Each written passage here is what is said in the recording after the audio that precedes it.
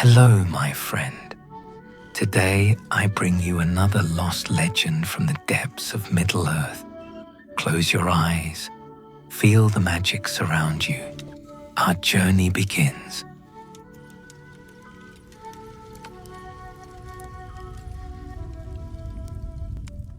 The last song of the Ainur power that could reshape Middle-earth section. Justice shadowed beginnings. In the deep years of the Third Age, when the shadow of Dol Guldur had begun to stretch long fingers across the valleys of Rovanion, there came a stirring in the halls of the Timeless that had not been felt since the music of creation first gave shape to Arda. The very foundations of Middle-earth trembled with a resonance that spoke not of destruction, but of transformation beyond mortal comprehension.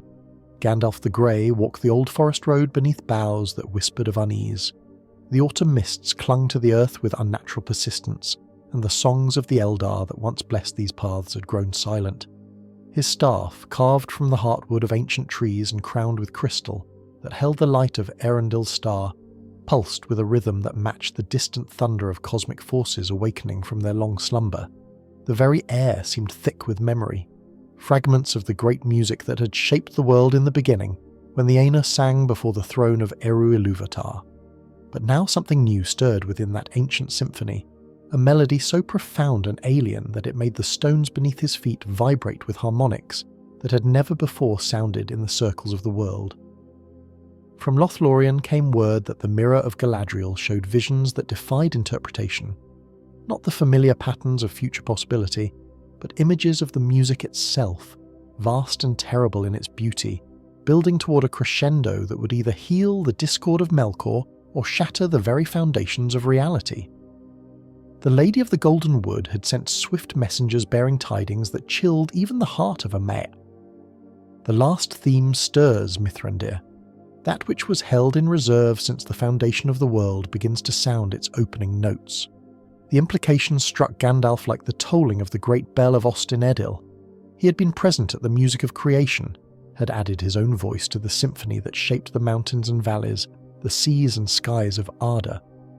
But he remembered too the warning spoken in the timeless halls, that the music was not complete, that certain themes had been held in reserve, too powerful and transformative to be unleashed until the end of all things.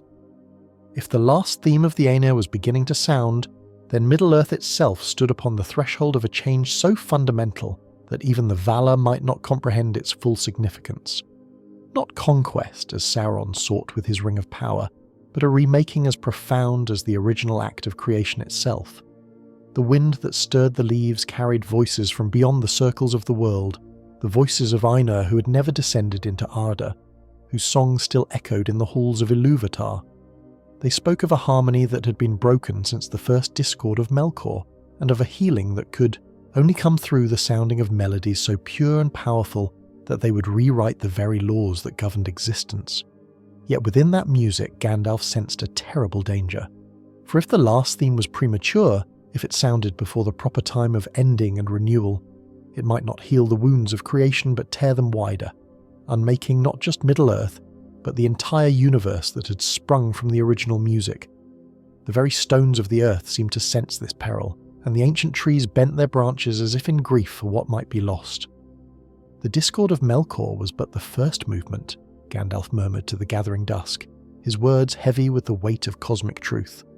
Now comes the last movement, and all the powers of Arda, light and shadow alike, must choose whether to join the new symphony or be swept away by its overwhelming harmony. Above him the first stars began to appear in the darkening sky, but their light seemed different somehow. Not the steady radiance he had known for ages uncounted, but a pulsing rhythm that matched the growing resonance in the music of the spheres. The time of watching and waiting was ending. The last song of the Ainur was about to begin, and with it would come either the ultimate healing of Middle-earth, or its final transformation into something beyond the comprehension of elf, man, or dwarf. In the distance, from the direction of the lonely mountain came the sound of dragon song, not the crude roaring of Smaug, but something far more ancient and terrible. The great worms were awakening, those firstborn children of Glaurung who had slumbered in the deep places since the elder days. They too felt the stirring of the last theme, and their voices joined the growing chorus that would either remake the world or see it pass away forever. The grey pilgrim quickened his pace, knowing that he bore tidings that would shake the White Council to its foundations.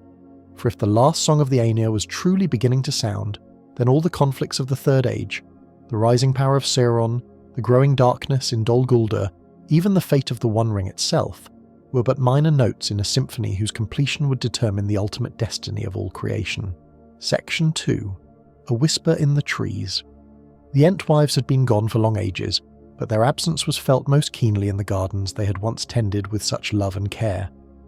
As Gandalf entered the borders of Fangorn Forest, he sensed immediately that something had changed in the ancient wood. Not the slow, ponderous change that came with the turning of seasons, but something far more profound and immediate.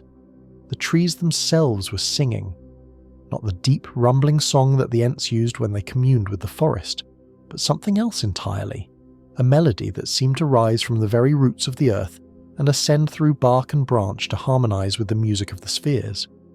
It was as if every oak and ash, every birch and beech had suddenly become aware of its part in some vast cosmic symphony, and was adding its voice to a chorus that spanned all of Middle-earth. Treebeard himself came striding through the forest with a purpose that Gandalf had not seen in the ancient Ent for many centuries. His bark-covered face bore an expression of wonder and concern in equal measure, and his deep, slow voice carried an urgency that spoke of events beyond the normal flow of time. Whom, hum, Gandalf Greyham, the old Ent rumbled, his tufted eyebrows bristling with an energy that made the very air around him shimmer. You come at a dark hour, when the very foundations of the forest tremble with music that has not been heard since the first saplings pushed through the soil of Arda. The trees speak of the last song, and their voices carry both hope and terror in equal measure. The wizard leaned heavily upon his staff, feeling the weight of ages settling upon his shoulders. You feel it too then, eldest of the Onodrim, the stirring in the music that speaks of endings and beginnings beyond our comprehension. Feel it? Treebeard's laugh was like the creaking of great branches in a storm. Old friend, we are part of it. Every root that drinks from the hidden springs, every leaf that catches the light of stars, all are instruments in this new symphony that builds toward its crescendo. But whether that crescendo will nurture new growth or sweep away all that we have protected these long years, that remains to be seen. As if summoned by their words, the trees around them began to sway without any wind, their branches moving in patterns that seemed to mirror the complex harmonies that thrummed through the earth itself. Ancient oaks, whose trunks bore the scars of wars, fought, before the coming of the Eldar began to hum with voices that had been silent since the elder days when Yavanna first sang them into being. From the deepest parts of Fangorn came other sounds, the creaking and groaning of timber so old that it remembered the first sunrise, the whisper of leaves that had witnessed the passing of entire ages. But underneath it all was something else, a resonance that seemed to come from the very bones of the earth itself, as if Middle-earth was a vast instrument that had finally begun to play its true song. The Herns grow restless, Treebeard continued, his voice dropping to a whisper that still carried the weight of rolling thunder. They hear the call of something that predates even the oldest among us, a song that was sung before the coming of the sun and moon, before even the awakening of the elves under the stars. They remember Gandalf, though that memory is painful to them. They remember the time before Melkor's discord, when all of creation sang in perfect harmony. Gandalf closed his eyes and extended his consciousness, feeling for the source of the disturbance that had set all of Fangorn singing. What he found there made his ancient heart race with a mixture of awe and terror. The very fabric of reality was beginning to resonate with frequencies that had not been heard since the music of creation itself, and at the centre of that resonance was something that should not exist, a melody so pure and powerful that it threatened to rewrite the fundamental laws that governed all existence. "It is the last theme," he said quietly, his words seeming to hang in the air like drops of crystallized starlight. "The final movement of the music that was held in reserve until the end of all things. But if it sounds now, before its proper time, then all will be changed," Treebeard finished, his great voice heavy with the weight of prophecy. "The trees tell me of visions that come to them in their dreaming, visions of a world remade, where the barriers between thought and reality have dissolved, where the very stones sing with the voices of the Ainur themselves. It would be beautiful beyond imagining, Gandalf, but it would also mean the end of everything we have known and loved." The forest around them pulsed with a rhythm that seemed to match the beating of some cosmic heart, and in that rhythm Gandalf could hear echoes of voices that he had not heard since the halls of Valinor, the voices of Ainur who had never descended into the physical world, whose song still echoed in the presence of Eru Ilúvatar himself. They were calling across the void between the timeless halls and the circles of the world, adding their voices to a symphony that was building toward a crescendo of unimaginable power. "Something stirs in the roots of existence itself," the wizard murmured, feeling the weight of cosmic forces gathering like storm clouds on the horizon of reality. "The question is not whether the last song will be sung, but whether we can ensure that it sounds at the proper time and in the proper key. For if the harmony is forced or corrupted, it will not heal the wounds of creation but tear them wider still." In the distance, deeper in the forest than even Treebeard's long legs had carried him in recent years, something vast and ancient was awakening, something that had slumbered since the foundation of the world, waiting for the sound of the last song to call it forth from its long dreaming. The very ground beneath their feet trembled with its stirring, and the trees bent their branches as if in homage to a power that transcended even their ancient wisdom. The last song of the Ainur was beginning to sound, and with it came the promise of transformation beyond the comprehension of any creature that dwelt within the circles of the world. Whether that transformation would bring ultimate healing or ultimate destruction remained to be seen, but one thing was certain: the time of quiet watching was over, and the final movement of the cosmic symphony was about to begin. Section 3. The Lone Rider. Across the misty mountains, where the paths of old wound treacherous, through passes carved by the hands of All himself in the elder days, a solitary rider made his way through shadows that seemed deeper than the mere absence of light. The horse was no common steed of Rohan, but Shadowfax, chief of the Miaras, whose silver coat gleamed with an inner radiance that spoke of lineage stretching back to the horses of Orum the Hunter. Gandalf urged his mount onward through the gathering dusk, feeling the weight of urgency pressing upon him like a physical force. Each hoofbeat against the ancient stone seemed to echo with the rhythm of the cosmic symphony that was building toward its crescendo somewhere beyond the edges of perception. The very air thrummed with harmonics that made his staff pulse with sympathetic resonance, its crystal crown flickering with patterns of light that had no earthly source. The Redhorn Pass lay before them, that treacherous gateway through the spine of Middle-earth, where even the hardiest travellers feared to venture. But tonight, the mountains themselves seemed to sing with voices that predated the coming of the Eldar, and in that singing, Gandalf heard echoes of the music that had shaped these peaks in the beginning of days. The snow that crowned the heights glowed with an ethereal light, as if it had caught and held fragments of the original starlight that had shone upon Arda in its youth.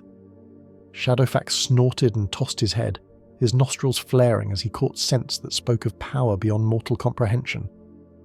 The great horse had carried his rider through many perils, from the Battle of 5 Armies to the breaking of the bridge of Khazad-dûm, but never had he faced anything like this, a transformation so fundamental that it threatened to rewrite the very nature of existence itself. "Easy, my friend," Gandalf murmured, his voice carrying the authority of one who had walked in the presence of the Valar. "What we face tonight is not an enemy to be conquered by sword or spell, but a force of creation itself. The last song of the Ainur stirs in the deep places, and all the powers of Middle-earth must choose whether to join its harmony or be swept away by its inexorable tide." From somewhere ahead came a sound that made both rider and mount pause in their ascent, a note so pure and powerful that it seemed to resonate in the very stones of the mountain. It was not the crude roaring of dragons or the harsh cries of orcs, but something far more ancient and terrible, the voice of one of the Maya themselves, singing in harmonies that had not been heard since the music of creation. As they rounded a bend in the treacherous path, Gandalf saw the source of that celestial song. Standing upon a pinnacle of stone that jutted out over the abyss was a figure robed in starlight, its form shifting and changing, as if it could not quite decide whether to remain bound by the physical laws that governed the world below. It was beautiful beyond description, and terrible beyond imagining, one of the Ainur who had descended into Arda in the Elder Days but had remained hidden until this moment of ultimate crisis. Olorin, the figure called, using Gandalf's true name from the Undying Lands. Its voice carried harmonics that made the mountain peaks ring like bells of silver and crystal. Long have you wandered in the guise of mortality, but the time of masquerade is ending. The last theme sounds its opening notes, and all who bear the flame imperishable must choose their part in the final symphony. Gandalf dismounted from Shadowfax and walked to the edge of the precipice, feeling the wind of cosmic forces swirling around him like a hurricane of pure music. Before him stretched not just the familiar landscape of Middle-earth, but glimpses of other possibilities, visions of what the world might become if the last song reached its proper completion. "Ern," he replied, recognizing the herald of Manwë despite the transformations that cosmic forces had wrought upon his form. "You bring word from the Undying Lands? Has the Valor at last decided to intervene in the affairs of Middle-earth?" The herald's laughter was like the ringing of crystal bells in a storm of starlight. "Intervention? Nay, Mithrandir, what comes now is beyond the power of intervention. The last song was written into the very foundation of the music from the beginning, a theme so powerful that it was held in reserve until the ending of all things. But something has gone awry in the harmony of creation, and that final movement begins to sound before its proper time." As if to emphasize his words, the very fabric of reality seemed to shimmer around them, and for a moment Gandalf caught glimpses of the timeless halls themselves, those chambers beyond the circles of the world where the Ainur dwelt in the presence of Eru Ilúvatar. He saw vast choruses of celestial beings adding their voices to a symphony of such complexity and beauty that mortal minds could not encompass its full significance. "The source," Gandalf said urgently, his grey eyes reflecting the cosmic fires that burned in the distance. "What force has the power to precipitate the last song before its proper time?" Unwa's form solidified for a moment, taking on the appearance of a warrior whose armour was forged from condensed starlight, and whose sword blazed with the fire of the two trees of Valinor. "That is what we must discover, my old friend. Somewhere in Middle-earth, a power stirs that predates even the coming of the Valar to Arda. It sings in harmonies that were ancient when the world was young, and its voice carries the authority to summon the very foundations of creation into new configurations." The implications struck Gandalf with the force of a thunderbolt. If something that ancient and powerful was awakening, then the familiar struggles of the Third Age, Sauron's quest for dominion, the growing shadow of Dol Guldur, even the fate of the One Ring itself, were but minor themes in a symphony whose completion would determine the ultimate destiny of all existence. "The White Council must be warned," he said, his voice heavy with the weight of cosmic responsibility. "If the last song reaches its crescendo without proper preparation, it will not heal the discord of Melkor but amplify it beyond all control. The very fabric of reality will unravel, and Middle-earth, perhaps all of Arda, will be swept away in the chaos of uncontrolled transformation." Ainur nodded gravely, his form beginning to fade as the cosmic winds that had brought him from the Undying Lands prepared to carry him back to the halls of Manwë. "Ride swiftly, Olorin. Gather those who still remember the true harmonies of creation. For the last song of the Ainur has begun to sound, and all who love this world must choose whether to join its melody or watch, as everything they have known and cherished is transformed beyond recognition." As the herald vanished into the starlit sky, Gandalf stood alone upon the mountain pass, feeling the weight of destiny settling upon his shoulders like a mantle of cosmic fire.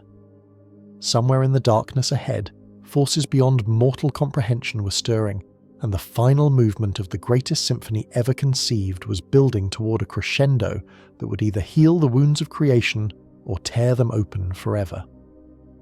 He mounted Shadowfax once more and urged the great horse onward through the treacherous passes, knowing that every moment of delay brought the world closer to a transformation that might prove too terrible to survive.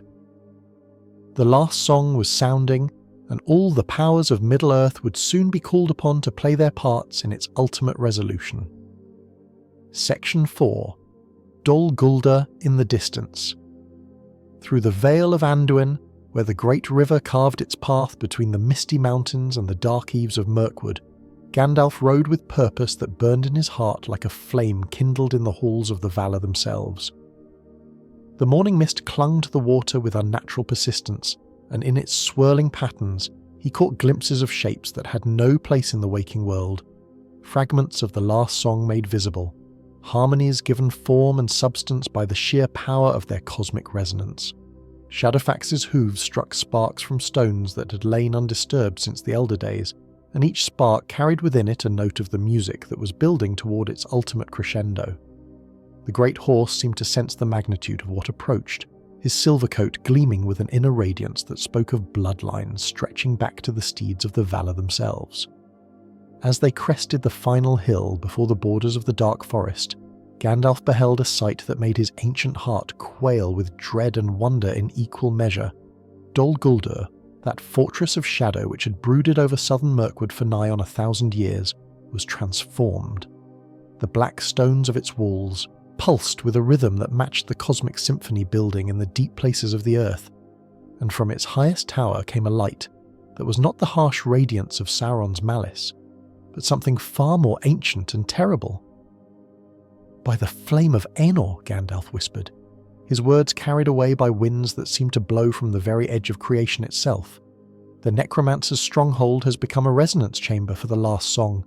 Whatever power has awakened their commands harmonies that predate the foundation of Middle-earth itself," the fortress was singing.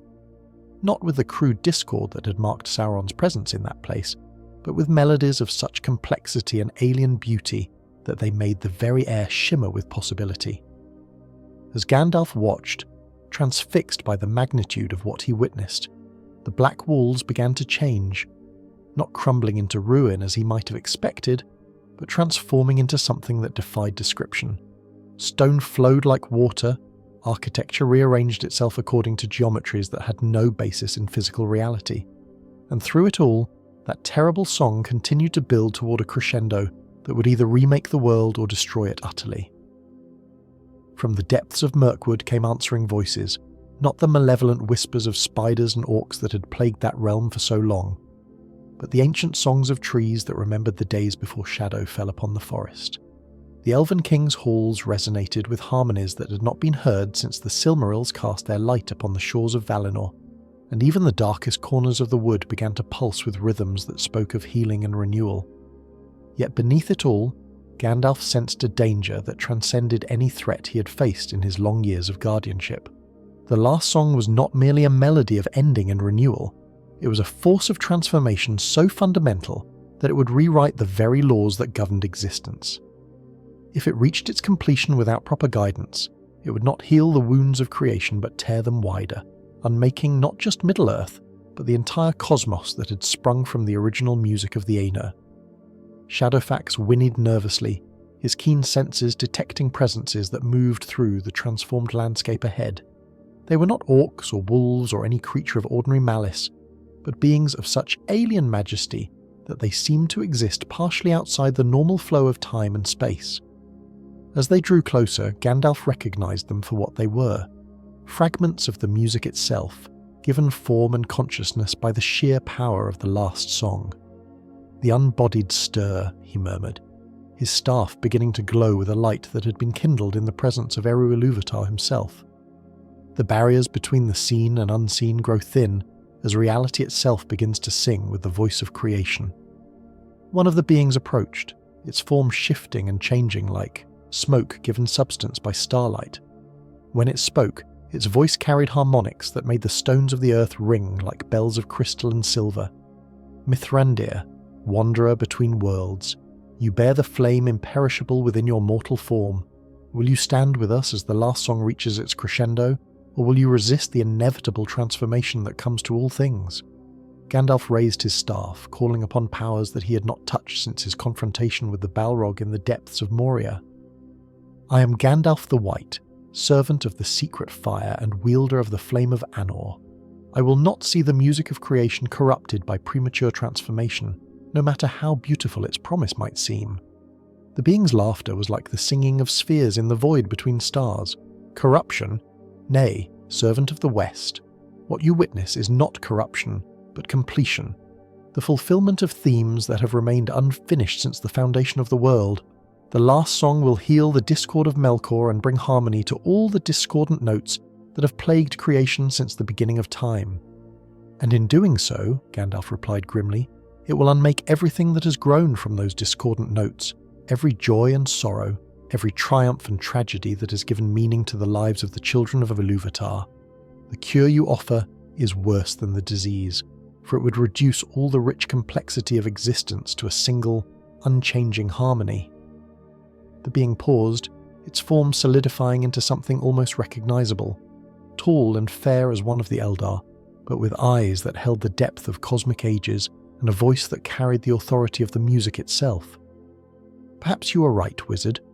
Perhaps the time is not yet ripe for the last song to sound in its full glory, but the themes have been set in motion, and they cannot now be silenced. The question is not whether the song will reach its completion, but whether that completion will come through harmony, or through the ultimate discord of uncontrolled transformation. As if summoned by those words, a new voice joined the cosmic chorus, deep and resonant as the foundations of the mountains, yet melodious as the song of nightingales in the gardens of Lorien. It came from Dol Guldur itself, from whatever power had awakened in its depths, and it carried within it harmonies so ancient and powerful that they made the very fabric of reality tremble with their resonance. The sleeper wakes, the being said softly, its form beginning to fade as the cosmic winds of change swirled around them. That which has slumbered since the music began stirs at last, adding its voice to the last song. All the powers of Middle-earth, light and shadow alike, must now choose their parts in the final symphony. Gandalf watched the being vanish into the transformed landscape ahead, feeling the weight of cosmic responsibility settling upon his shoulders like a mantle of starfire. Whatever had awakened in Dol Guldur possessed power that predated the coming of the Valar to Arda, and its voice would soon call forth the last song in all its terrible beauty.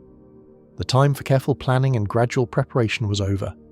The final movement of the greatest symphony ever conceived was about to begin, and all who dwelt in Middle-earth would be called upon to play their parts in its ultimate resolution. Section 5. Into the Black. The gates of Dol Guldur stood open, but not in welcome. They gaped like the mouth of some vast creature that had swallowed starlight and shadow in equal measure, and through them flowed a resonance that made the very stones of the earth sing with harmonies that had never before sounded in the circles of the world. As Gandalf approached the threshold of that transformed fortress, he felt the weight of cosmic forces pressing upon him like the depths of the sundering seas. Shadowfax refused to go further. The great horse, who'd carried his rider through perils that would have broken lesser steeds, stood trembling at the edge of the transformed landscape, his silver coat reflecting lights that had no earthly source. With gentle words and a blessing spoken in the tongue of Valinor, Gandalf released him to find what safety he could in the world beyond, knowing that where he went now, no mortal creature could follow. The courtyard within the gates had been transformed beyond recognition. What had once been black stone and iron now flowed like crystallized music, its surfaces reflecting not the physical reality around them, but glimpses of the timeless halls where the Ainur sang before the throne of Eru Ilúvatar. The very air shimmered with possibility, and in its depths, Gandalf caught sight of forms that existed partially outside the normal flow of time and space, fragments of the last song given substance by the sheer power of their cosmic resonance. Each step forward carried him deeper into a realm where the laws of physics held only tenuous sway. Gravity seemed optional, light behaved according to its own mysterious agenda, and sound took on colours that had no names in any language spoken by the children of Ilúvatar. His staff pulsed with sympathetic resonance, its crystal crown blazing with patterns of illumination that mapped the complex harmonics swirling around them. From the depths of the fortress came a voice that made the foundations of the earth tremble with its beauty and terror. It sang in languages that predated the awakening of the Elves, using harmonies that had been old when the world was young. The melody was of such complexity that mortal minds could not encompass its full significance, yet somehow Gandalf understood its meaning with a clarity that pierced his very soul. "I am the first theme," it sang, each note carrying the weight of cosmic ages. "I am the melody that was sung before Melkor's discord, the harmony that was held in reserve until the ending of all things. Too long have I slumbered in the depths while creation groaned under the weight of unresolved discord. Now I wake, and all the broken themes of existence shall find their proper resolution in the last song of completion." As Gandalf climbed the transformed stairs that spiraled upward through chambers that existed in dimensions beyond the three known to mortal perception, he began to understand the true magnitude of what had awakened in this place. This was not Sauron, nor any servant of the shadow he had previously encountered. This was something that had been present at the very foundation of the music, a theme so pure and powerful that it had been deliberately excluded from the original symphony, lest its premature inclusion overwhelm all other melodies. The stairs led to a chamber at the heart of the fortress, where the walls had become transparent as crystal, and the ceiling opened onto vistas of the timeless halls themselves. At the centre of this impossible space stood a figure of such beauty and terror that Gandalf's immortal vision could barely encompass its true form. It was tall as a mountain, and small as a grain of sand, ancient as the foundation of time and young as the first dawn, singing with a voice that contained all the harmonies that had ever been conceived and many that had yet to sound. Olorin, it said, and the name resonated through dimensions that had no names. "You come at last to witness the awakening of the last theme. Will you add your voice to its harmony, or will you stand apart and watch as all of creation finds its ultimate resolution?" Gandalf raised his staff, calling upon the flame imperishable that burned within his mortal form. "I know you now," he said, his voice carrying across the cosmic distances that separated them. "You are Eru's own theme, the melody that was to sound only at the very end of all things, when the discord of Melkor had run its course and creation itself prepared for its ultimate transformation." The being smiled, and its smile was like the breaking of dawn across the shores of Valinor. "You understand more than most, servant of the secret fire. Yes, I am the theme of completion, the melody that will resolve all discord and bring harmony to every note that has ever sounded in the symphony of creation. But the time has come for my voice to be heard, for the discord has grown too strong and threatens to overwhelm the music entirely." "And in resolving that discord," Gandalf replied, feeling the weight of cosmic truth settling upon his words, "you will unmake everything that has grown from it. Every story, every song, every moment of joy and sorrow that has given meaning to existence. The cure you offer is extinction disguised as perfection." The theme of completion paused in its singing, and for a moment the transformed chamber fell silent except for the distant harmonies that echoed from the timeless halls. "Perhaps," it said at last, its voice carrying notes of infinite sadness, "but what alternative remains? The discord grows stronger with each passing age, poisoning the very foundations of creation. If I do not sound the last song now, there may come a time when even I lack the power to restore harmony to the cosmic symphony." Gandalf felt the truth of those words resonating in his bones, yet still he resisted the overwhelming beauty of the solution being offered. "There must be another way," he said, his staff blazing with light that had been kindled in the presence of Eru Ilúvatar himself. "A path that preserves the complexity and richness of creation while still healing its fundamental wounds." The theme smiled again, but this time its expression carried infinite compassion alongside its terrible beauty. "Then help me find that path, Mithrandir, for I too would preserve what can be preserved of the symphony that has played for so many ages. But know this, the last song has begun to sound, and it cannot now be silenced. The only question is whether its completion will come through harmony or through the ultimate discord of uncontrolled transformation." As those words echoed through the transformed chamber, Gandalf felt the weight of destiny settling upon his shoulders like a mantle of cosmic fire. The last song of the Ainur was indeed sounding, and all the powers of Middle-earth would soon be called upon to play their parts in its ultimate resolution. The only question now was whether that resolution would preserve the world he had sworn to protect or transform it beyond all recognition. Section 6. The Captive King. In the deepest chambers of the transformed Dol Guldur, where reality itself flowed like liquid starlight, and the laws of physics bent to accommodate harmonies that transcended mortal comprehension, Gandalf discovered a sight that chilled his immortal heart. Suspended within crystalline bonds that pulsed with the rhythm of cosmic forces was a figure whose very presence spoke of power beyond the reach of ordinary evil. It was not Sauron who hung captive in those bonds of living music, but something far older and more terrible, one of the great kings of the Elder Days, whose name had been stricken from all records and whose very existence had become a whispered legend among the wise. His form bore the majesty of one who had walked with the Veiler in the youth of the world, yet it was twisted by eons of exposure to harmonies that no mortal mind was meant to comprehend. "Thu of the Forgotten Realm," Gandalf whispered, recognizing the prisoner despite the transformations that cosmic forces had wrought upon his appearance. First of the Elf Lords to seek the music beyond the music, first to hear the echo of the last song in the silence between notes. The captive king's eyes opened at the sound of his true name, and in their depths Gandalf saw reflections of cosmic abysses where the last song had been echoing since the foundation of the world. When he spoke, his voice carried harmonics that made the crystalline chamber ring like a bell cast from condensed starlight. "Mithrandir," he said, each syllable weighted with the sorrow of ages, "you come at the hour of my vindication and my doom. For countless years have I hung here, suspended between existence and the void, learning the melodies that were never meant for mortal comprehension.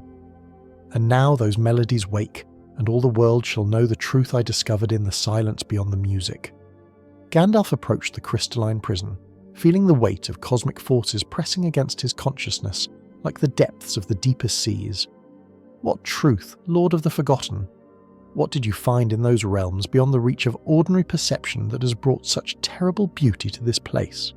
Thu's laughter was like the breaking of crystal bells in a storm of starlight. "I found the flaw, wizard. The fundamental discord that has plagued the music since its very beginning. Not Melkor's crude rebellion. That was but a symptom of the deeper problem. No, I found the silence itself, the gap between the notes where something waits that was never part of Eru's original design." The implication struck Gandalf like a thunderbolt from the halls of Manwë himself. If there was indeed a fundamental flaw in the music of creation, something that predated even Melkor's discord, then the awakening of the last song might not bring the healing that the theme of completion promised. Instead, it might amplify that original flaw until it consumed all of creation in its discordant embrace. "The void between the songs," Thu continued, his voice dropping to a whisper that still carried the weight of cosmic revelation. "That is where I learned the truth about the last song. It is not a melody of completion, as the theme believes, but a key that will unlock the prison where the true silence has waited since before the foundation of the world." Around them, the crystalline chamber began to resonate with frequencies that had no place in the normal spectrum of existence. The walls became transparent, revealing vistas of realms that existed between the notes of the cosmic symphony, places where the gaps in the music had taken on form and substance, populated by entities that were neither creations of Eru nor corruptions of Melkor but something else entirely. "You speak of things that should not be," Gandalf said, his staff blazing with light that struggled to maintain its coherence in the face of such revelations. "The music of the Ainur encompasses all that is, was, or ever shall be. There can be nothing beyond its reach. Can there not?" Thu's form began to shift and change within its crystalline bonds, revealing aspects of his nature that had been hidden even from the Valar themselves. "Tell me, servant of the secret fire, have you never wondered why the music required the participation of the Ainur? Why Eru himself did not simply speak creation into being with a single word? The answer lies in the silence, that primordial void which even the Creator could not fill alone." The cosmic implications were staggering.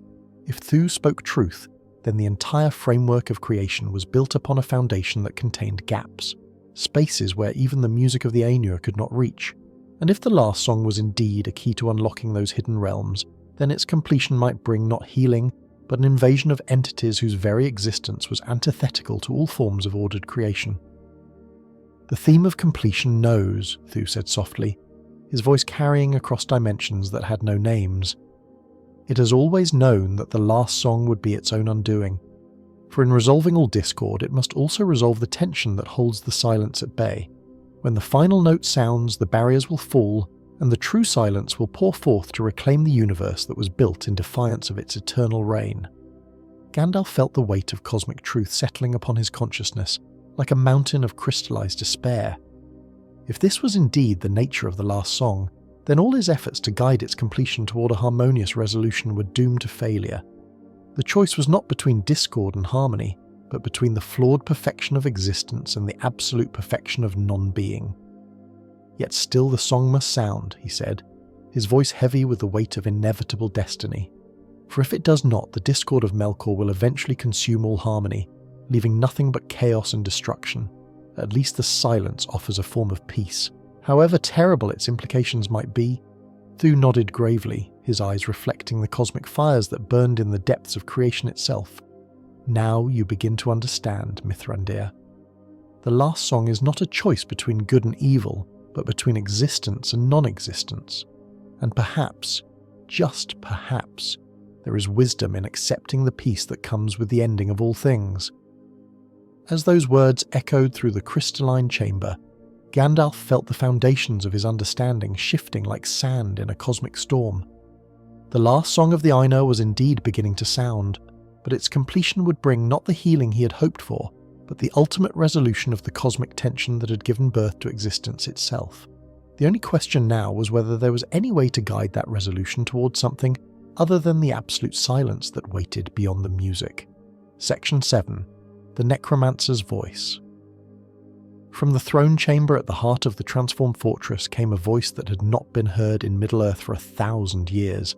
It carried the authority of one who had stood before the throne of Eru-Ilúvatar in the beginning of time, yet it was twisted by eons of exposure to discordant harmonies that had driven its owner to the very edge of madness and beyond. So, the Grey Pilgrim comes at last to witness the birth of the last age, the voice said, each word resonating through dimensions that existed beyond the normal flow of time and space. Welcome, Mithrandir, to the chamber where all the themes of existence find their ultimate resolution.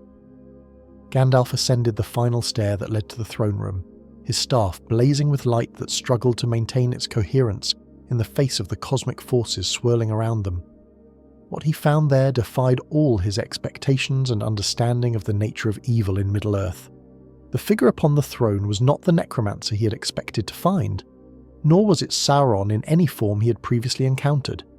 Instead, it was one of the Astari, or rather, what one of the Astari had become after millennia of exposure to harmonies that no incarnate being was meant to comprehend. The blue robes that had once marked him as Palando the Blue were now shot through with patterns that seemed to exist in dimensions beyond the three known to mortal perception. Palando, Gandalf whispered, recognizing his brother despite the transformations that cosmic forces had wrought upon his appearance. What have you become? What brought you to this place of shadow and discord? The blue wizard's laughter was like the singing of spheres in the void between stars. I have become what we were always meant to be, brother. Not servants of the valor, but instruments of the last song itself. For I have heard the melody that was held in reserve since the foundation of the world, and I have learned its true purpose.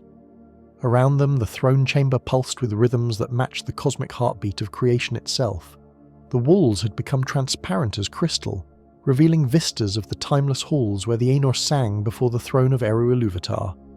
But overlaying those familiar visions were glimpses of something else, spaces between the notes where entities that had never been part of the original music waited with infinite patience for their moment of release. You speak of the last song as if it were a blessing, Gandalf said, his voice heavy with the weight of cosmic sorrow. But I have seen what lies beyond its completion, the silence that waits to reclaim all of creation. Is that truly what you desire? The ending of all stories, all songs, all the rich complexity that gives meaning to existence? Palando rose from his throne, his form shifting and changing as he moved between dimensions that existed outside the normal flow of reality. You still think in terms of preservation and destruction, brother, but the last song is neither, it is transformation. When its final note sounds, all the discord that has plagued creation since the beginning will be resolved. All the pain and suffering that has marked the history of the children of Ilúvatar will be healed. And all the joy and wonder will be silenced as well, Gandalf replied grimly. For you cannot resolve discord without also resolving the tension that gives birth to beauty and meaning. The harmony you promise is the harmony of the grave, perfect, eternal, and utterly empty of life." The blue wizard paused, his eyes reflecting cosmic fires that burned in dimensions beyond mortal comprehension. "Perhaps," he said softly. "But consider the alternative, Mithrandir. If the last song does not sound, if the ultimate resolution is postponed indefinitely, then the discord of Melkor will continue to grow stronger. Eventually it will overwhelm all harmony, leaving nothing but chaos and destruction. At least the silence offers peace." From somewhere beyond the walls of the chamber came the sound of other voices joining the cosmic chorus. Not the harmonious songs of the Ainur, but something far more alien and terrible. It was the voice of the silence itself, the primordial void that had existed before the music began, calling across the vast distances between existence and non-being. "The void singers wake," Palando said, his voice carrying notes of anticipation and dread in equal measure. "They hear the approach of the last song, and they prepare to reclaim the universe that was built in defiance of their eternal reign. Soon, brother, very soon, all the artificial boundaries between sound and silence, between existence and void, will dissolve." Gandalf raised his staff, calling upon reserves of power that he had not touched since his confrontation with the Balrog in the depths of Moria. "I will not stand by and watch as all of creation is consumed by the appetite of the primordial void.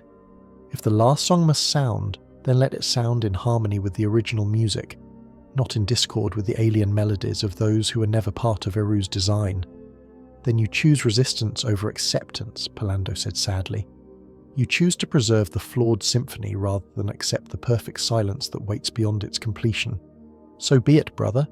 But know this, the last song has already begun to sound, and nothing you do can now prevent its ultimate completion." As if summoned by those words, the very fabric of reality began to resonate with frequencies that had never before been heard in the circles of the world. The throne chamber filled with harmonics so complex and alien that mortal minds could not encompass their full significance, and through those harmonics came glimpses of what the completion of the last song would bring. Not destruction in any conventional sense, but a transformation so fundamental that it would render all previous existence meaningless. "The choice is made," Palando continued, his form beginning to merge with the cosmic forces swirling around them. "The silence calls, and the last song answers. All that remains is to determine whether that answer will come through harmony, or through the ultimate discord of uncontrolled transformation." Gandalf felt the weight of cosmic destiny settling upon his shoulders, like a mantle of crystallized starlight.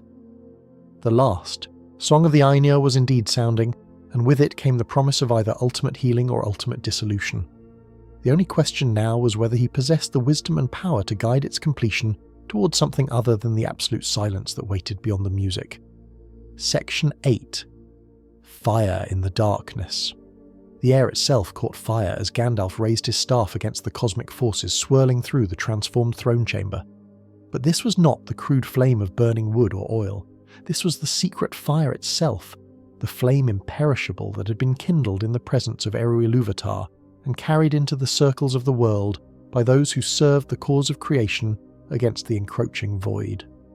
"By Elbereth and the light of Arendil," he declared, his voice ringing with authority that had been granted to him in the Undying Lands, "I will not suffer the music of creation to be silenced by the appetite of primordial darkness." The flame that blazed from his staff was white as starlight and pure as the songs that had shaped the world in the beginning of time. It cast shadows that revealed the true nature of the entities gathering beyond the walls of the chamber, beings of silence whose very existence was antithetical to all forms of ordered creation. They recoiled from its radiance like smoke before a hurricane wind, their alien harmonies wavering and discordant in the face of melodies that predated their emergence from the void. Palando watched his brother's display of power with eyes that reflected cosmic sorrows too deep for mortal comprehension. "Still you resist, Mithrandir. Still you cling to the illusion that the flawed symphony can be preserved against the tide of ultimate resolution. But the last song has momentum beyond your power to halt, and the silence that waits beyond its completion grows stronger with each note that sounds." "Then let it grow strong," Gandalf replied, his staff blazing brighter, as he drew upon reserves of power that stretched back to the foundation of the world itself. but let it face the full strength of the secret fire before it claims dominion over all creation.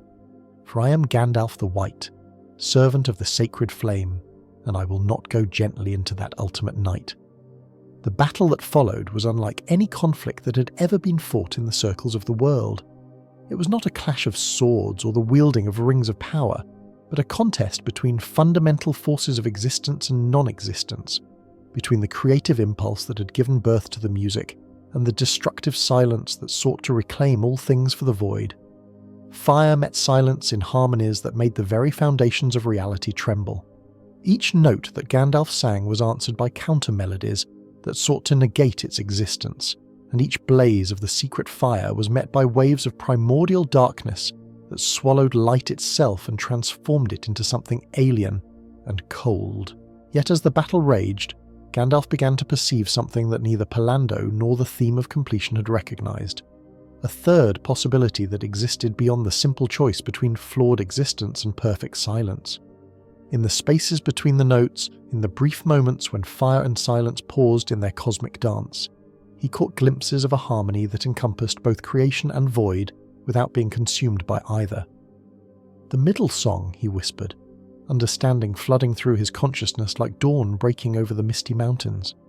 The melody that bridges the gap between the music and the silence, preserving the essential nature of both while transforming neither into something it was never meant to be. The realization changed everything. Instead of opposing the last song with brute force, Gandalf began to weave a counter-melody that neither rejected its themes nor accepted them unconditionally. He sang of preservation and change, of harmony and discord, of the creative tension that gave birth to beauty and meaning without requiring the annihilation of either component. For a moment that lasted eons, the throne chamber filled with music of such complexity and beauty that even the entities of silence paused in their approach to listen. In that melody, the flawed perfection of existence found harmony with the perfect emptiness of the void, and both were transformed into something greater than either could achieve alone.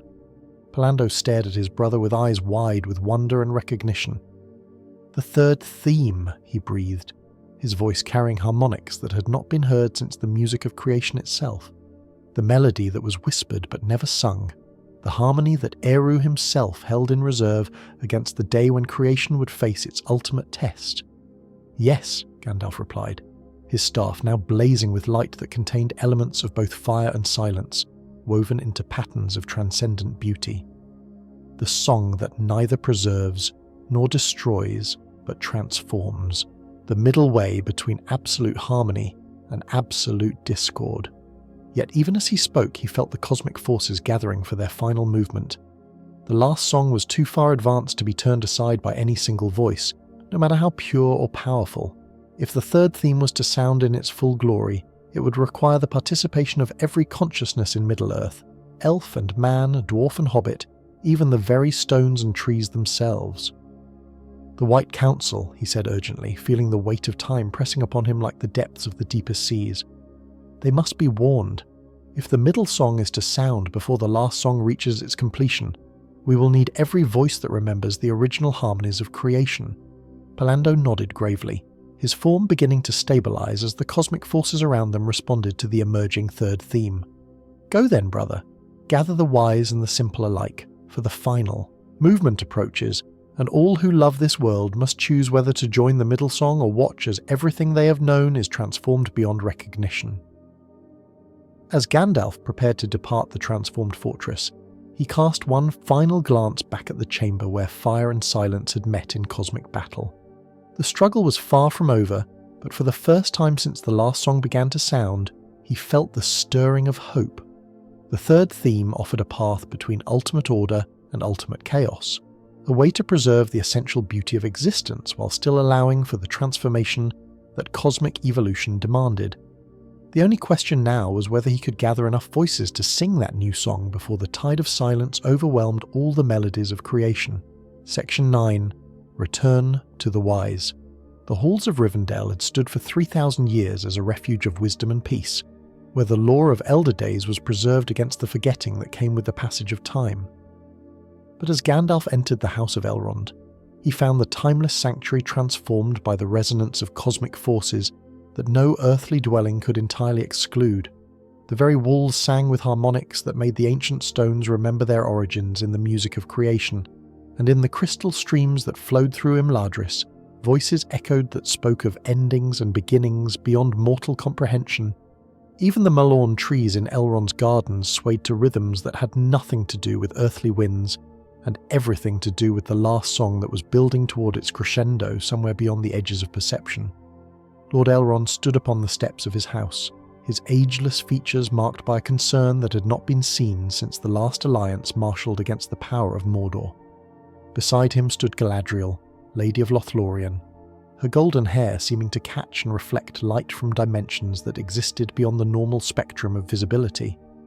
The mirror of Galadriel, that font of farsight that had shown visions of possible futures for 3,000 years, now showed only swirling patterns of silver and shadow that spoke of transformations too vast for mortal understanding. "Mithrandir," Elrond said as the White Wizard approached, his voice carrying the weight of ages. "You come bearing tidings that will shake the foundations of our understanding. The very air around you resonates with harmonies that I have not heard since the music was young, and your eyes reflect fires that burn in dimensions beyond the circles of the world." Gandalf leaned heavily upon his staff, feeling the weight of cosmic revelation settling upon his shoulders like a mantle of crystallized starlight. "The last song of the Ainur has begun to sound, Lord of Rivendell, not as we had hoped, as a distant melody that would bring healing to the world in the fullness of time, but as an immediate force that threatens to transform all of Middle-earth beyond recognition." Galadriel's eyes, which had looked upon the light of the two trees in Valinor and gazed into the heart of the Silmarils themselves, now reflected depths that seemed to encompass the entire spectrum of cosmic possibility. "We have felt it stirring, wizard. In Lothlorien, the very leaves speak of changes that will reshape the fundamental nature of existence. The Malorn trees sing lullabies to their children in harmonies that were ancient when the world was young, and the golden wood itself pulses with rhythms that match the heartbeat of creation." "But this is not the only song that stirs," Gandalf said urgently. "In the depths of Dol Guldur, I have discovered the third theme, the middle song that bridges the gap between existence and void, preserving the essential nature of both while transforming neither into something it was never meant to be. If we can gather enough voices to sing that new melody, we may yet guide the last song toward a completion that preserves, rather than destroys." Elrond's expression grew grave as he contemplated the implications of those words. A middle song? Such a thing was spoken of in the deepest archives of Gil-galad's halls, fragments of lore so ancient that they predated even the coming of the Noldor to Middle-earth. But those texts spoke of it as a theoretical possibility, not as something that could actually be achieved by voices incarnate in the circles of the world. "Theory becomes reality when cosmic forces of sufficient magnitude are brought to bear," Galadriel observed, her voice carrying harmonics that made the air shimmer with reflected starlight. "If the last song truly sounds with such power as to threaten the transformation of all creation, then perhaps the theoretical has indeed become possible. But such an undertaking would require the participation of every consciousness in Middle-earth, not just the wise, but all who draw breath and know the beauty of existence." From the direction of the Shire came a sound that made all three of them pause in their deliberations, the distant echo of hobbit laughter, pure and innocent as morning dew, yet somehow resonant with harmonies that spoke of deeper wisdom than any lore contained in the libraries of Rivendell. It was a reminder that power did not always reside in great knowledge or ancient bloodlines, but sometimes in the simple ability to find joy in the face of overwhelming darkness. "The halflings," Gandalf said softly, his voice carrying new understanding. "In their simplicity lies a wisdom that even the Valar might envy, the knowledge that existence is valuable not because it is perfect, but because it is real. Their voices may prove more crucial to the middle song than all the learning of the firstborn." "Then we must act swiftly," Elrond declared, his authority ringing through the halls of his house like the tolling of silver bells. "If the last song builds toward its crescendo and the forces of silence gather for their final assault on creation, then every moment of delay brings us closer to a transformation that may prove impossible to guide or control." As if summoned by their words, other members of the White Council began to arrive at Rivendell, Saruman the White, his 7-coloured robes seeming to reflect light from the cosmic forces swirling beyond the normal boundaries of space and time. Radagast the Brown, accompanied by creatures of the wild who sang in harmonies that spoke of the Earth's own response to the approaching transformation. And from distant Dol Amroth came Prince Imrahil, bearing word that even the seas themselves had begun to sing with voices that had been silent since the foundation of the world. "The Council of the Last Song," Galadriel said softly, her voice carrying across dimensions that had no names. Not a gathering to oppose some external threat, but a chorus to sing a new theme into existence. The middle song that will guide the ultimate transformation of creation toward harmony rather than silence. Gandalf felt the weight of destiny settling upon the assembled wise like a mantle of crystallized music.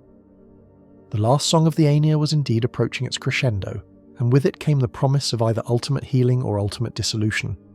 But now, for the first time since the cosmic forces began to stir, he felt the possibility of a third option.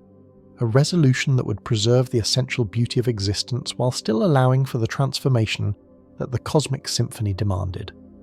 The only question was whether they possessed the wisdom and power to weave their voices together in harmonies complex enough to bridge the gap between music and silence, between the creative impulse that had given birth to the world and the destructive void that sought to reclaim it for the primordial darkness. Section 10. Stirring the north beyond the misty mountains, in the halls of Erebor where the king. Under the mountain held court among treasures that gleamed with their own inner light, the sound of hammers had taken on a rhythm that matched the cosmic heartbeat, building in the deep places of the earth. Dane Ironfoot, who had ruled the lonely mountain since the fall of Thorin Oakenshield, paused in his examination of the Arkenstone to listen to harmonies that seemed to rise from the very roots of the mountain itself. The great gem pulsed with patterns of illumination that had nothing to do with earthly fire and everything to do with the last song that was approaching its crescendo somewhere beyond the boundaries of mortal perception.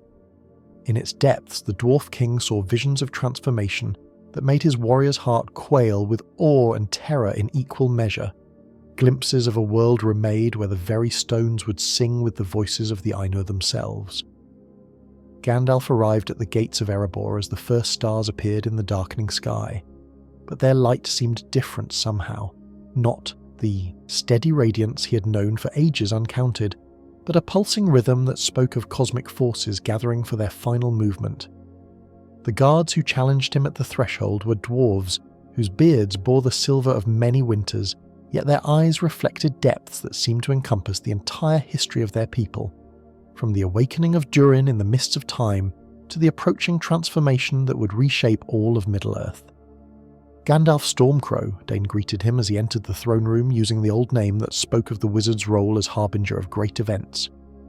You come at an hour when the very mountain trembles with forces beyond our understanding. The Arkenstone sings lullabies that our fathers never heard, and the mithril veins pulse with light that has no source in any forge of our people. The white wizard bowed before the throne where the king. Under the mountain sat surrounded by treasures that had been gathered over centuries of delving in the deep places, but now those treasures seemed somehow transformed, their material beauty taking on aspects that spoke of harmonies beyond the reach of mortal comprehension. Gold flowed like liquid music, silver rang with the voices of distant stars, and precious gems pulsed with rhythms that matched the cosmic symphony building in dimensions beyond the three known to earthly perception.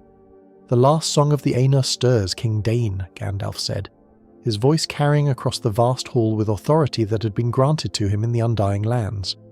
The melodies that were held in reserve since the foundation of the world begin to sound their opening themes, and all who dwell in Middle-earth must choose their part in the ultimate symphony. Dane's eyes, which had looked upon the devastation of the Battle of Five Armies and gazed into the heart of Dragonfire itself, now reflected understanding that went beyond mere military strategy or political alliance. "We have felt it in the deep roads, wizard. The paths that our fathers carved through the living rock now echo with voices that speak of endings and beginnings beyond our comprehension. Even the spirits of our ancestors stir in the halls of their rest, called by harmonies that bridge the gap between life and death." From the forges far below came the sound of hammers ringing against anvils in rhythms that had never before been heard in the workshops of the dwarves. The smiths worked now not just with iron and steel, but with metals that seemed to exist partially outside the normal flow of time and space, substances that responded to the cosmic forces swirling through the mountain by taking on properties that no earthly alloy had ever possessed. "The lonely mountain remembers," Dane continued, his voice dropping to a whisper that still carried the weight of mountains. "It remembers the songs that shaped it in the beginning, when all the smiths sang the bones of the earth into their proper configuration. But now those songs change, evolving toward harmonies that will either strengthen the foundations of the world or shake them to their very core." Gandalf approached the throne where the Arkenstone blazed with light that seemed to contain fragments of the original starlight that had shone upon Arda in its youth. "The choice before us is not simple opposition or acceptance, Lord of Erebor. A third theme has emerged, a middle song that bridges the gap between existence and void, preserving the essential nature of both while transforming neither into something it was never meant to be." The implication struck Dane like the ringing of the great bell that had summoned the dwarves to war in ages past. If such a song could indeed be sung, if the cosmic forces approaching their crescendo could be guided toward harmony rather than dissolution, then perhaps the treasures gathered in the halls of his fathers would survive the ultimate transformation not as mere objects of material value but as instruments of cosmic beauty. "What would you have of the dwarves, Gandalf Greyhaim?" he asked, his voice ringing with the authority of one who had led his people through many dark hours. "Our voices may not carry the ethereal beauty of the firstborn, or the innocent wisdom of the halflings, but we know the songs of stone and metal, the deep harmonies that resonate in the bones of the earth itself.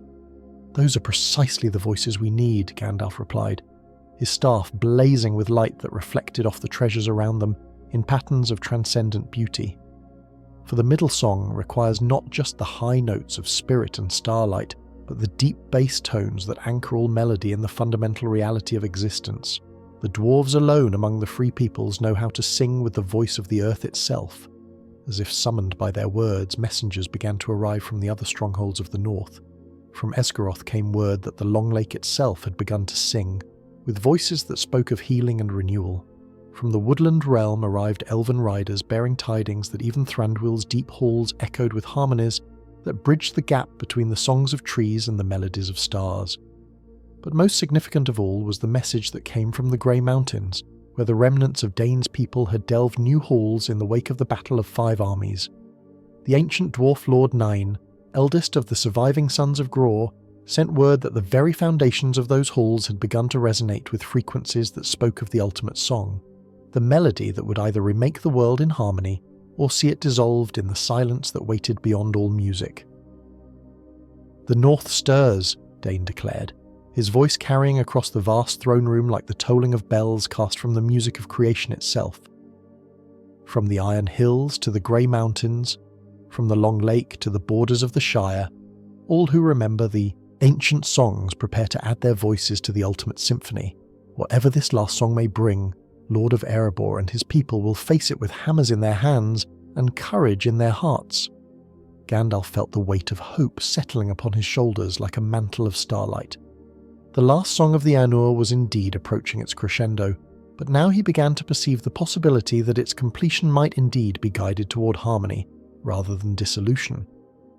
If the dwarves could indeed anchor the middle song in the fundamental reality of existence while the elves provided its celestial harmonies, and the hobbits its innocent wisdom, then perhaps the cosmic symphony could reach a resolution that preserved rather than destroyed.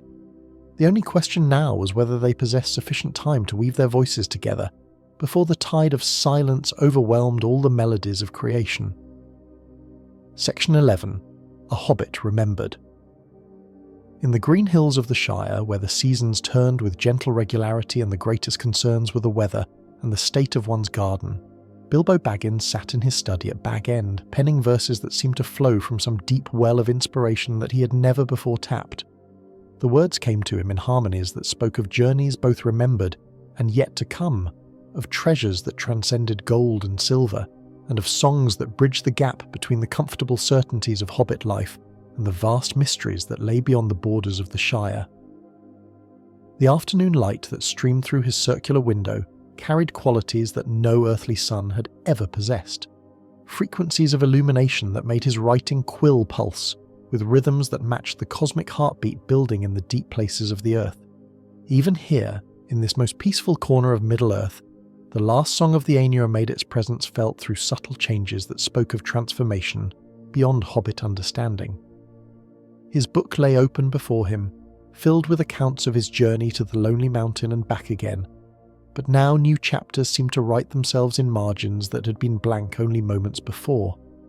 The ink flowed with patterns that had nothing to do with his conscious intentions and everything to do with harmonies that whispered of ultimate endings and new beginnings.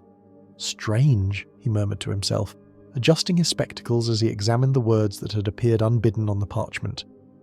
I don't remember writing about the song of the deep roads or the melody of the last star, yet here they are in my own hand, speaking of things I've never seen or heard.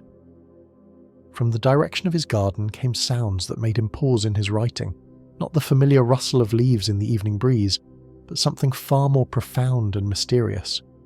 The old oak that had stood sentinel over Bag End for 3 centuries was singing, its ancient voice joining a chorus that seemed to encompass every growing thing in the Shire. Bilbo set down his quill and walked to the window, peering out at a landscape that seemed both utterly familiar and completely transformed. The party tree where he had celebrated his birthday with such memorable results glowed with an inner light that spoke of harmonies older than Hobbit memory, and the waters of the bywater sparkled with reflections that had no source in the earthly sky. Now that is curious, he said to himself, his voice carrying the mixture of wonder and concern that had served him well during his adventures beyond the borders of the Shire. I've seen many strange things in my time, dragons and goblins, elves and eagles, but I don't recall ever seeing the very grass sing lullabies to itself. A knock at his round green door interrupted his contemplation, and when he opened it, he found Gandalf standing on his threshold. But this was not the grey pilgrim who had swept him off on an adventure many years ago, nor even the white wizard who had returned to bid farewell before sailing to the Undying Lands. This was something more fundamental, a figure whose very presence spoke of cosmic forces beyond Hobbit comprehension. "Gandalf!" Bilbo exclaimed, his face lighting up with genuine pleasure despite the otherworldly qualities that surrounded his old friend. "How wonderful to see you again! Though I must say, you seem different somehow. More everything, if you take my meaning." The wizard smiled, and his smile carried warmth that seemed to encompass not just the immediate moment, but all the shared memories that bound them together across the years. "Hello, Bilbo. Yes, I'm rather more than I was when last we met. The last song of the Ainur stirs, my dear fellow, and all who have touched the deeper mysteries of existence find themselves expanded by the experience." Bilbo invited him in, bustling about with the automatic hospitality that was bred into every fibre of his hobbit nature. As he prepared tea and laid out seed cake, he found himself humming melodies that seemed to rise from the very foundations of Bag End itself, tunes that spoke of comfort and simple pleasure, yet somehow harmonised with the cosmic symphony building beyond the edges of perception. "I've been having the strangest dreams," Bilbo confided as they settled into comfortable chairs before the fire. "Dreams of music so beautiful it makes my heart ache, and visions of changes coming to the world that I can barely comprehend. Is it true, Gandalf? Is something wonderful and terrible approaching?" The wizard sipped his tea, his grey eyes reflecting depths that seemed to encompass the entire history of Middle-earth and beyond. Both wonderful and terrible, yes. The last song of the Ainur, the final movement of the music that created the world, has begun to sound. It promises transformation beyond anything that has come before. But whether that transformation will preserve what we love or sweep it away remains to be seen. Bilbo set down his teacup, his weathered hands trembling slightly as the full implications began to penetrate his hobbit understanding. "And what part am I to play in all this cosmic drama? I'm just a simple hobbit, Gandalf. I've had my adventure, and a lovely time it was too, but I'm hardly equipped to deal with the fate of creation itself." "Ah, but that is precisely why your voice is needed," Gandalf replied, his staff beginning to glow with light that filled the cosy study with warmth and wonder. "The last song requires not just the high harmonies of elven wisdom or the deep bass notes of dwarvish strength, but the middle voices, the melodies of simple joy and contentment that give meaning to all the grander themes." As if summoned by their conversation, other hobbits began to arrive at Bag End, not in any organised fashion, but drawn by the same mysterious compulsion that had filled Bilbo's study with otherworldly light. The gaffer came up from Bywater, his old face glowing with understanding that transcended his limited education. Ham Gamgee brought young Samwise, whose simple loyalty and courage had already marked him as one destined for greater things than gardening. "The Shire stirs," Gandalf observed as more and more hobbits gathered in the garden outside Bag End. "The innocent wisdom of the halflings awakens to its cosmic significance, for in their ability to find joy in simple things, they possess a key to the middle song, the melody that bridges existence and void without being consumed by either." Through the remainder of that strange evening, as the stars wheeled overhead in patterns that spoke of cosmic transformation, the hobbits of Hobbiton added their voices to a growing chorus. They sang of seed time and harvest, of comfortable beds and well-stocked pantries, of friendship and family and all the small pleasures that made life worth living. Yet somehow their simple songs harmonized with melodies that spanned the breadth of creation itself. "We may not understand the grand design," Bilbo said softly as the evening drew toward its close, "but we know the value of what we have. And if our voices can help preserve that value against whatever transformation approaches, then sing we shall, loudly, clearly, and with all the courage that hobbit hearts can muster." Gandalf felt tears of joy and sorrow mingling on his cheeks as he listened to the innocent wisdom of the halflings. Here, in this most peaceful corner of Middle-earth, he had found the heart of what the Middle Song truly meant. Not grand cosmic theories or elaborate theological constructs, but the simple recognition that existence itself was a gift worth preserving. Section 12. The Plan Set in Motion. In the halls of Rivendell, where the wisdom of ages was preserved in volumes that seemed to glow with their own inner light, the White Council convened in session more momentous than any since the last alliance marshalled against the power of Mordor. But this was not a gathering to oppose some external enemy. This was a chorus preparing to sing a new theme into existence, a harmony that would guide the ultimate transformation of creation toward preservation rather than dissolution. Lord Elrond stood before the assembled wise, his ageless features reflecting the weight of cosmic responsibility that had settled upon them all.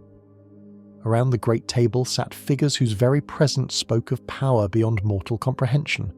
Galadriel, with her golden hair catching light from dimensions that existed beyond the normal spectrum of visibility. Saruman, whose seven-coloured robes seemed to shimmer with frequencies that had no earthly source, and Gandalf, whose white staff blazed with the secret fire that had been kindled in the presence of Eru Ilúvatar himself. "The last song of the Ainur approaches its crescendo," Elrond began, his voice carrying across the chamber with authority that had guided the Free Peoples through 3 ages of struggle and triumph. "The cosmic forces that have been building since the foundation of the world now stir toward their ultimate resolution. We are gathered here not to oppose that resolution, but to ensure that it sounds in harmony rather than discord." Galadriel rose from her seat, her form seeming to exist partially in dimensions beyond the 3 known to mortal perception. The mirror shows visions that defy interpretation, glimpses of the 3rd theme that Mithrandir has discovered in the depths of transformed Dol Guldur. It is a melody that bridges existence and void without being consumed by either, a song that preserves the essential beauty of creation while still allowing for the transformation that cosmic evolution demands. Maps appeared before them, not the familiar charts of Middle-earth's geography, but representations of the cosmic forces swirling through dimensions that had no names. Lines of power crisscrossed the known world, connecting points where the last song resonated most strongly with the deep harmonies that ran through the foundations of existence itself. "The dragon awakens," Gandalf said, indicating a point of particular significance on the strange charts. In the lonely mountain, Smaug stirs from his century-long slumber, called by harmonies that speak to the ancient fire that burns in the hearts of all dragons. His voice will add bass notes to the cosmic symphony that no other creature in Middle-earth can provide. Saruman leaned forward, his keen eyes studying the patterns of force that swirled across the mystical maps. And what of the One Ring? Surely the instrument of Sauron's power cannot remain unaffected by forces of such magnitude. If the last song indeed approaches its completion, what role will the ring play in the ultimate resolution? The question hung in the air like a discordant note that threatened to upset the harmony they sought to establish. For the One Ring was not merely an object of power, it was a crystallization of Sauron's will, a fragment of his very essence bound into gold that would resist any transformation not of its own making. "The ring sleeps still," Galadriel said softly, her voice carrying harmonics that made the very air shimmer with possibility. "Hidden in the deep places where even the cosmic forces cannot easily reach. But as the last song builds toward its crescendo, it too will be called forth to play its part in the ultimate symphony." Elrond nodded gravely, understanding the implications of those words. "Then we must move swiftly. If the ring awakens before the middle song can establish its own harmonic foundation, it may corrupt the entire cosmic symphony with the discord of Sauron's malice. The third theme must sound clearly and purely before any darker harmonies can intrude upon its melody." Plans began to take shape around the Great Table, not the military strategies that had guided their councils in ages past, but something far more complex and subtle. They would need to coordinate the voices of every free people in Middle-earth, weaving together melodies that spanned the spectrum from the ethereal beauty of elven song to the deep earth rhythms of dwarvish chanting. "The Entwives," Radagast said suddenly, his earth-stained robes rustling with harmonies that spoke of growing things and wild places. "They are not lost, as we have long believed, but hidden, waiting for the sound of the last song to call them forth from the deep gardens where they have tended the secret music since the foundation of the world." The implications were staggering. If the Entwives could indeed be found and their voices added to the cosmic chorus, they would bring with them harmonies that bridged the gap between the wild growth of nature and the ordered cultivation of civilization. Their songs might prove crucial to the success of the middle song. "Then let the word go forth," Elrond declared, his voice ringing through the halls of Rivendell like the tolling of silver bells. "To every corner of Middle-earth, to all who remember the ancient harmonies, and all who love the beauty of existence. The last song approaches, and all must choose their parts in its ultimate resolution." Messengers departed from Rivendell bearing tidings that would shake the foundations of every kingdom in Middle-earth. To Gondor went word that the White City must prepare its voices for the cosmic chorus. To Rohan rode swift horses carrying news that even the songs of the Rohirrim would play a part in the ultimate symphony. Even to the distant lands of Harad and Rhûn went emissaries, for the middle song would require the participation of every consciousness that drew breath under the stars. Yet even as the plans took shape, Gandalf felt the weight of cosmic forces pressing upon his consciousness like the depths of the deepest seas. The last song was building toward its crescendo with momentum that transcended any earthly power to control, and the window of opportunity for guiding its completion grew narrower with each passing moment. "The stars themselves align for the final movement," he said softly, his staff blazing with light that reflected the cosmic fires, burning in dimensions beyond mortal comprehension. "If the middle song is to sound in time to guide the last song toward harmony, rather than dissolution, we must act now. Every voice that can be raised, every heart that can be moved to sing, all must join the chorus before the tide of silence overwhelms the melodies of creation." As the council dispersed to carry out their urgent mission, Gandalf stood alone in the chamber where the fate of creation had been debated and decided. The last song of the Ainur was indeed approaching its crescendo, but now he felt the stirring of hope. If they could indeed weave together all the voices of Middle-earth in the harmony of the middle song, perhaps the cosmic symphony could reach a resolution that preserved rather than destroyed. The only question was whether they possessed sufficient time to accomplish such a monumental task before the forces of transformation overwhelmed their ability to guide them. Section 13. The Fire Awakens.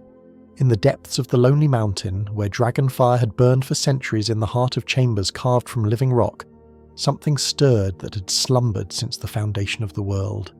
Smaug the Mighty, Smaug the Impenetrable, Smaug the Unassailable, felt the cosmic vibrations that pulsed through the earth like the heartbeat of creation itself, and for the first time in 100 years, his great golden eye opened to gaze upon treasures that now gleamed with light that had no earthly source.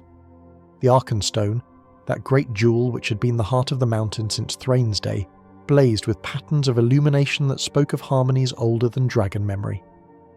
In its crystalline depths, Smaug saw visions of the music that had shaped the world in the beginning, melodies so pure and powerful that they made his ancient heart race with emotions he had thought burned away by centuries of greed and solitude. "What song is this?" he rumbled to himself, his voice causing avalanches in distant peaks as harmonics beyond mortal comprehension resonated through his massive form. That calls to the fire that burns in the heart of all dragons? What melody stirs that was ancient when the first of my kind emerged from the furnaces of creation? As consciousness fully returned to the great drake, he became aware that he was not alone in his awakening. From the grey mountains came the sound of other voices, not the crude roaring of lesser drakes, but the true dragon song that had been silent since the elder days when Glaurung the Golden led his kind in choruses that shook the very foundations of Beleriand. And Calagan's lineage stirred in the deep places where they had hidden since the fall of Thangorodrim. These were not the cold drakes of the north, or the fire drakes that had terrorized the kingdoms of men, but the great worms themselves, those firstborn children of Morgoth's malice who had been present at the music of creation, and remembered harmonies that predated the coming of the Elder to Middle-earth. The last song, Smaug whispered, understanding flooding through his ancient consciousness like molten gold through the veins of the mountain. The final movement of the symphony that will either complete creation or unmake it utterly. And we who are made to be instruments of destruction, are called to add our voices to its ultimate resolution. The realization transformed everything.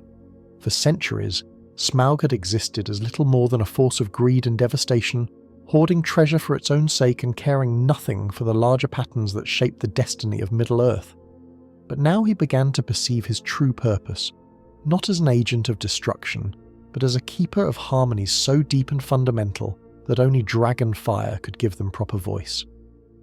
Rising from his bed of gold and jewels, Smaug stretched wings that had not felt the wind for 100 years. But when he emerged from the secret door of the mountain, it was not to spread terror and devastation as he had in ages past. Instead, he added his voice to the cosmic chorus that was building toward its crescendo, a bass note so profound and resonant that it made the very bones of the earth tremble with sympathetic vibration. From Erebor to the Iron Hills, from the Grey Mountains to the borders of Mirkwood, the sound of dragon song echoed across the northern reaches of Middle-earth. It was beautiful beyond description, and terrible beyond imagining. Harmonies that spoke of the fundamental forces that had shaped creation in the beginning, now awakening to guide its ultimate transformation. In the halls beneath the mountain, King Dain felt the stones themselves responding to the dragon's song. The mithril veins pulsed with light that matched the rhythm of Smaug's breathing, and the ancient runes carved by the Dwarf Fathers blazed with illumination that revealed their true meaning for the first time in centuries. "By Durin's beard," the Dwarf King breathed, his voice filled with awe and wonder. "The dragon does not threaten. He calls. His song speaks of harmonies that run deeper than the roots of mountains, melodies that were old when the world was young." From the workshops far below came answering voices as the dwarf smiths began to sing in harmony with the great drake above. Their hammers rang against anvils in rhythms that matched the cosmic heartbeat, and the metals they worked seemed to flow like liquid music as it took on properties that no earthly alloy had ever possessed. But it was not only in the north that the awakening was felt. From the ancient stronghold of Dol Guldur came word that the forces gathering there had felt the stirring of dragon song and were preparing their own response to the approaching crescendo.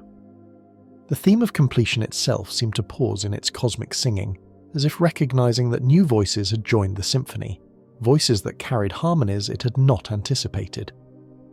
"The pattern changes," Gandalf murmured as he felt the vibrations of dragon song echoing across the leagues that separated him from the lonely mountain. Smaug's awakening adds bass notes to the cosmic symphony that may indeed provide the harmonic foundation the middle song requires, if the dragons can be convinced to sing in harmony rather than discord. The implications were staggering, for dragons were creatures of immense power, their voices capable of harmonics that transcended any earthly instrument. If they could indeed be convinced to join the middle song rather than oppose it, they might provide the missing element that would allow the third theme to sound in its full glory. Yet Gandalf also sensed danger in this development. Dragons were not creatures given to cooperation or harmony. Their nature was solitary and proud, their songs more often discordant than melodious. If Smaug's awakening triggered a competition rather than a collaboration among the great worms, their combined voices might overwhelm the delicate balance the middle song required. "Fire calls to fire," he said softly, his staff blazing with light that seemed to resonate with the distant dragon song. "The question is whether that calling will result in harmony, or in a conflagration that consumes all other melodies. The last song approaches its crescendo, and every voice that joins the chorus brings both promise and peril." As the dragon song continued to echo across the northern reaches of Middle-earth, touching the hearts of all who heard it with harmonies that spoke of the fundamental forces of creation, Gandalf felt the weight of destiny settling upon his shoulders like a mantle of dragon fire. The awakening of Smaug had indeed changed the cosmic equation, but whether that change would guide the last song toward harmony, or push it toward the ultimate discord of uncontrolled transformation, remained to be seen. Section 14. A Blade Not Yet Drawn.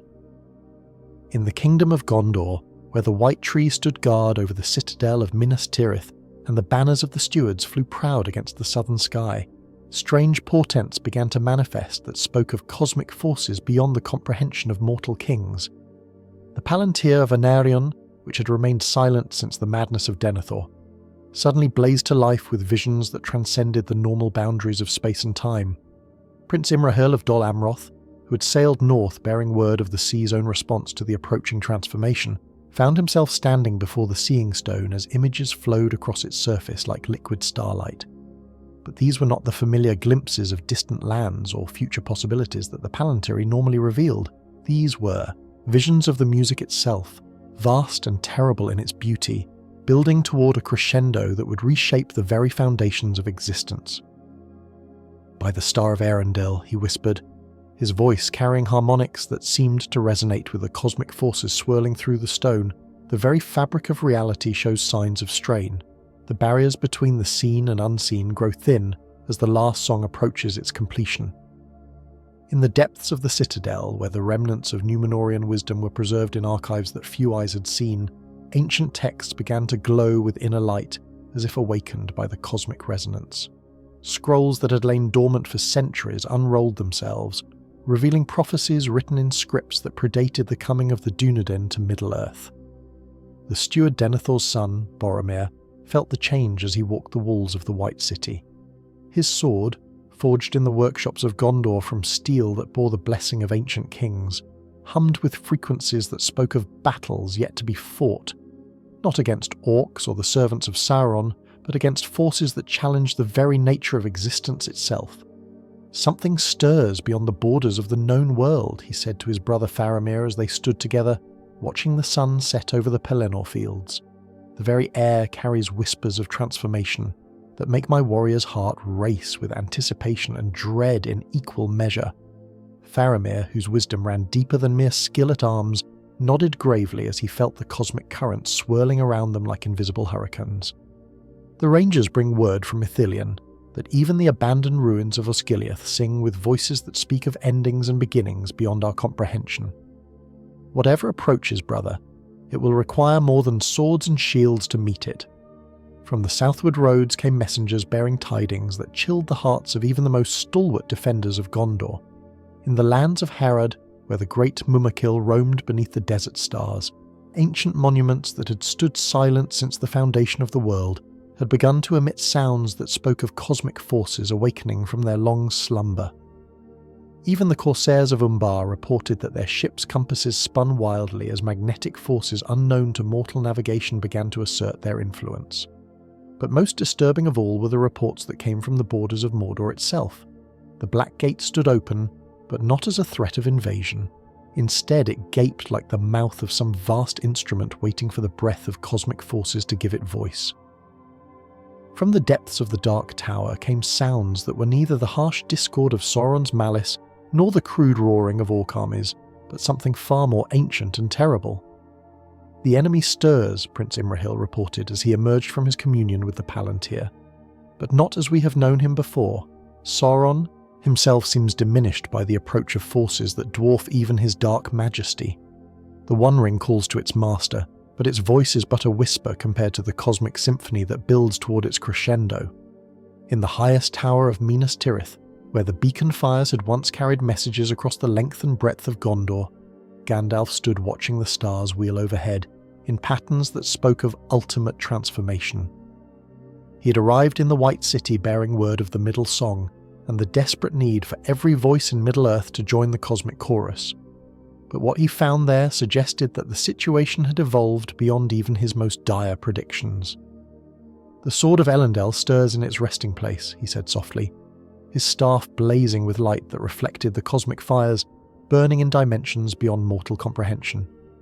Anduril, Flame of the West, feels the approach of battles that will be fought not with blade and bow, but with melody and harmony. Yet still its steel may be needed, for if the last song cannot be guided toward harmony, there may come a time when even the cosmos itself must be defended against the forces of ultimate dissolution. The implications were staggering. If Narsil's air was indeed stirring in response to the cosmic forces approaching their crescendo, it suggested that the middle song would require not just the harmonious cooperation of all free peoples, but the active leadership of one whose bloodline connected him to the very foundations of the Third Age. "Aragorn," Gandalf murmured, understanding flooding through his consciousness like dawn breaking over the misty mountains. The heir of Isildur must take his place not just as King of Gondor and Arna, but as conductor of the cosmic symphony that will determine the ultimate fate of creation itself. Yet where was the Ranger of the North in this hour of ultimate need? Reports placed him somewhere in the wild lands beyond the borders of civilization, following paths that only he could see, toward a destiny that even his own understanding could not fully encompass. If he was to play his part in the middle song, he would need to be found and summoned before the last song reached its final crescendo. "Time grows short," Prince Imrahil said urgently, his eyes reflecting the cosmic fires that burned in the depths of the Palantir. The visions show convergence approaching, a moment when all the themes of existence will sound together in either ultimate harmony or ultimate discord. If the Sword of Kings is to be drawn in defense of creation itself, it must be soon.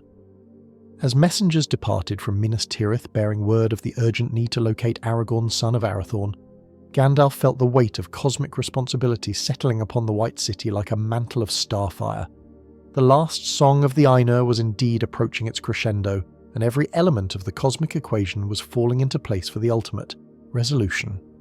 The only question was whether that resolution would preserve the world they had fought so long to defend, or transform it beyond all recognition. Section 15. The Kingdom Reclaimed. In the wild lands beyond the borders of maps, where ancient paths wound through forests that remembered the elder days and streams ran silver with starlight, Aragorn, son of Arathorn, felt the stirring of powers that had slumbered since his lineage first took up the burden of kingship. The sword at his side, not yet reforged, not yet revealed as Anduril, the Flame of the West, hummed with frequencies that spoke of destiny approaching like thunder across distant hills. He had been following signs and portents for days now, guided by instincts that ran deeper than conscious thought toward a convergence whose nature he could sense but not yet comprehend. The very air seemed thick with possibility, and in the patterns of wind and weather, he read messages that spoke of transformation beyond the scope of mortal understanding. The rangers who rode with him, Halbarad and Elladan and Elrohir, sons of Elrond, felt it too. Their horses stepped with unusual care along paths that seemed to shift and change according to rhythms that had nothing to do with earthly geography, and everything to do with the cosmic forces building toward their ultimate expression.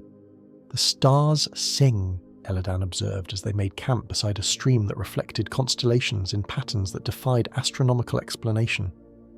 Father's teachings speak of such times, when the very fabric of reality grows thin and the barriers between the seen and unseen begin to dissolve. Elrohir nodded gravely, his keen eyes scanning horizons that seemed to exist in dimensions beyond the normal three. "The last song approaches, brother. We are called to witness, perhaps to participate in, the final movement of the symphony that has played since the foundation of the world." Aragorn knelt beside the stream, cupping its silver water in his hands and seeing in its depths reflections that had no source in the earthly sky.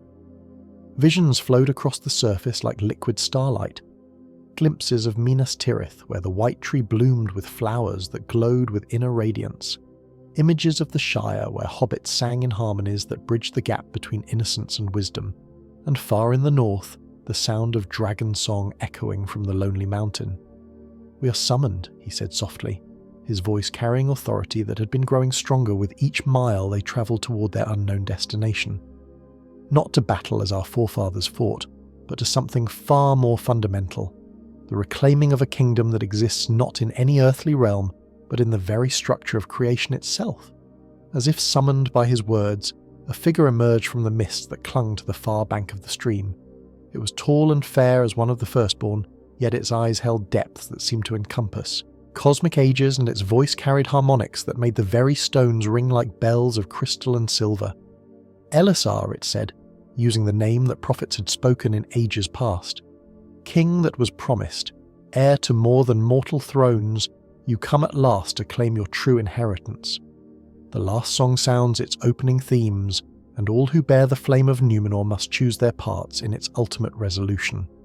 Aragorn rose, his hand moving instinctively to the hilt of his sword. But this was not an enemy to be faced with steel. This was something far more fundamental, a herald of cosmic forces that transcended any earthly conflict. "I know you," he said, recognition dawning in his grey eyes. "You are one of the unbodied, the spirits who serve the music itself. What would you have of the heir of Isildur in this hour of ultimate transformation?"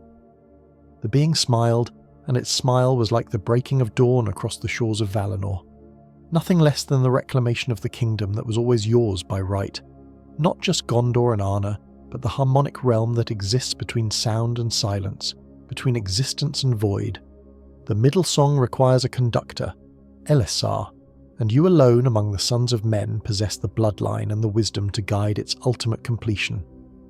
Around them, the very landscape began to resonate with frequencies that spoke of cosmic transformation. Trees swayed in rhythms that matched no earthly wind, and the stream beside which they camped began to sing with voices that had been silent since the music of creation itself. "The Palantir of Orthanc shows visions," the being continued, its form beginning to shift and change as cosmic winds swirled around them. "Saruman the White has looked deep into the heart of the approaching transformation and seen truths that have shaken even his ancient wisdom. The last song offers power beyond imagination, the ability to reshape reality itself according to the will of those who conduct its themes." The implication struck Aragorn like a thunderbolt from the halls of Manwë himself. If the cosmic symphony approaching its crescendo could indeed be conducted, if its themes could be guided and shaped by mortal will, then the fate of all creation might depend upon who assumed that ultimate responsibility. "And if I refuse?" he asked, his voice steady despite the magnitude of what was being offered. "If I choose to remain a simple ranger rather than claim this cosmic kingship you describe?" The being's expression grew grave, its form solidifying into something almost recognizable as it contemplated the implications of that choice.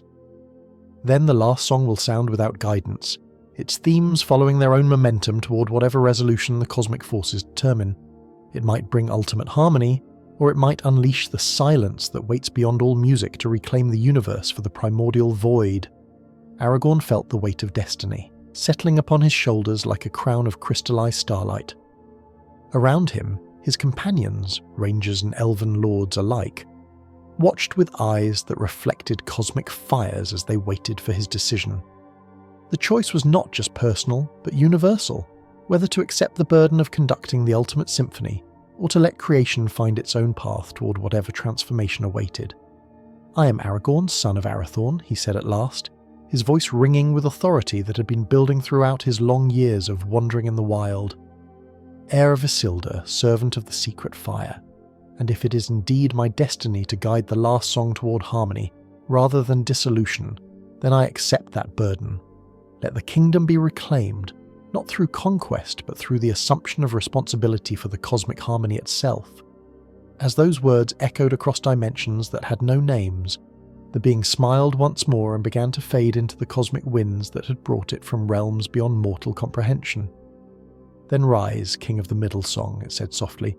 "Your true coronation awaits at the convergence point where all the themes of existence will sound together in ultimate resolution."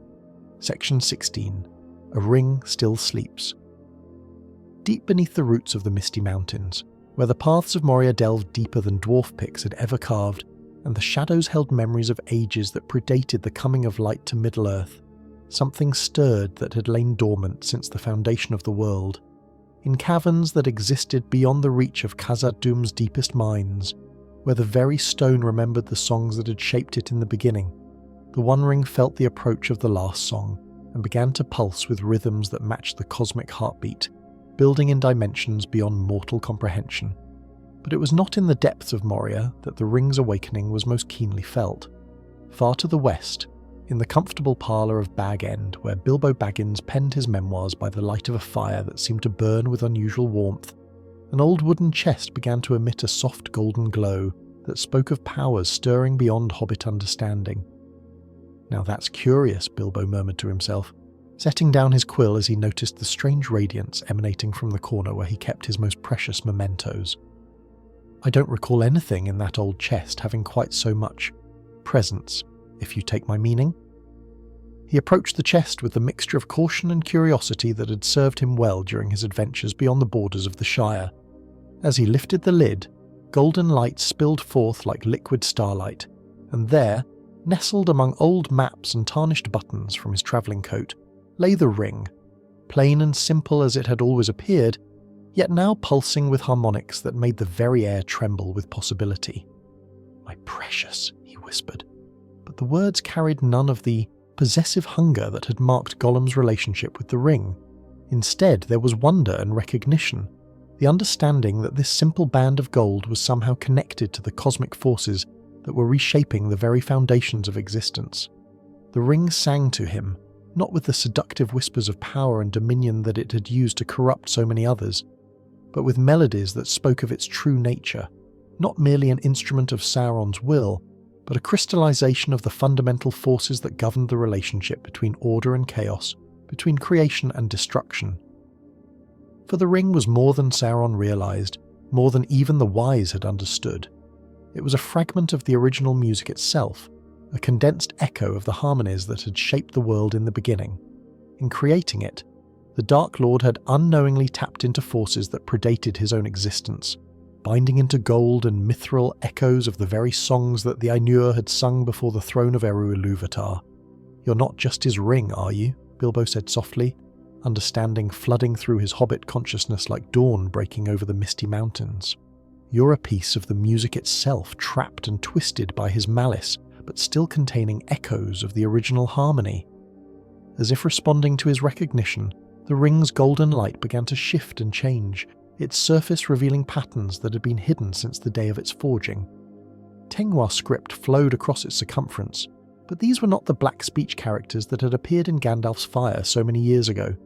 These were words in the pure tongue of Valinor, fragments of the original music written in letters of light that spoke of harmonies beyond the reach of shadow. From the direction of Rivendell came a sound that made Bilbo pause in his contemplation, the distant echo of horn calls that spoke not of war or danger, but of gathering, of voices coming together for purposes that transcended any earthly concern. The last song was indeed approaching its crescendo, and every element of creation was being called to play its part in the ultimate resolution. "The time has come, hasn't it?" he said to the ring, his voice carrying the mixture of sadness and acceptance that marked all great partings. "You can't remain hidden any longer. The cosmic forces that shaped you are stirring, and you must take your place in the final symphony, not as Sauron's instrument of domination, but as what you were always meant to be, a fragment of the music itself." Yet even as he spoke those words, Bilbo felt the danger that lurked within that recognition. For if the ring was indeed a piece of the original music, its awakening would send ripples across all of Middle-earth.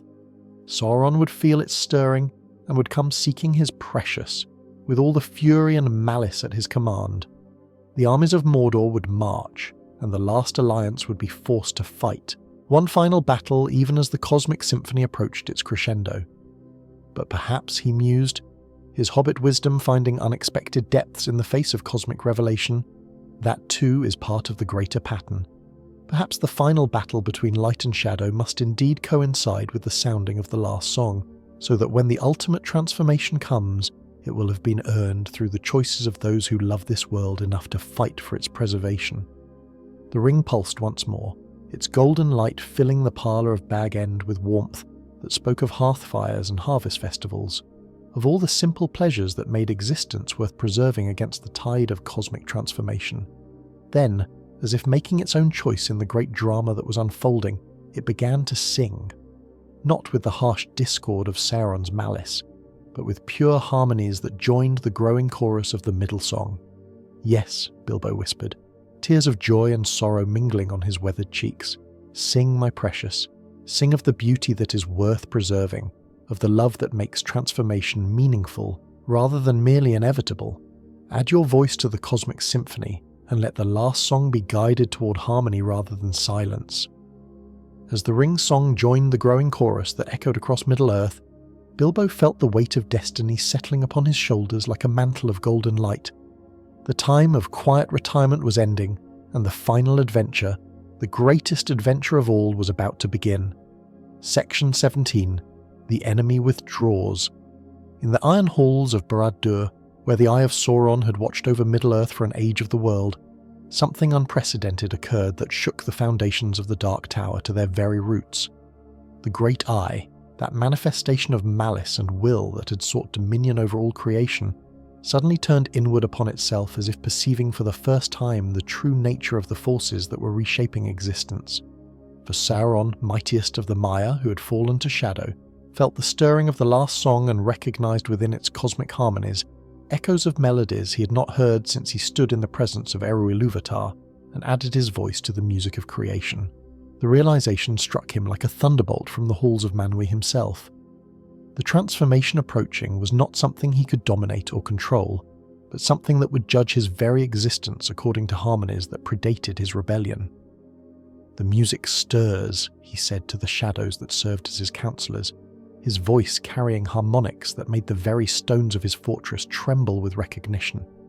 Not the crude melodies of mortal songs or even the elevated harmonies of the Firstborn, but the original music itself, the symphony that shaped the foundations of existence and established the laws that govern all creation.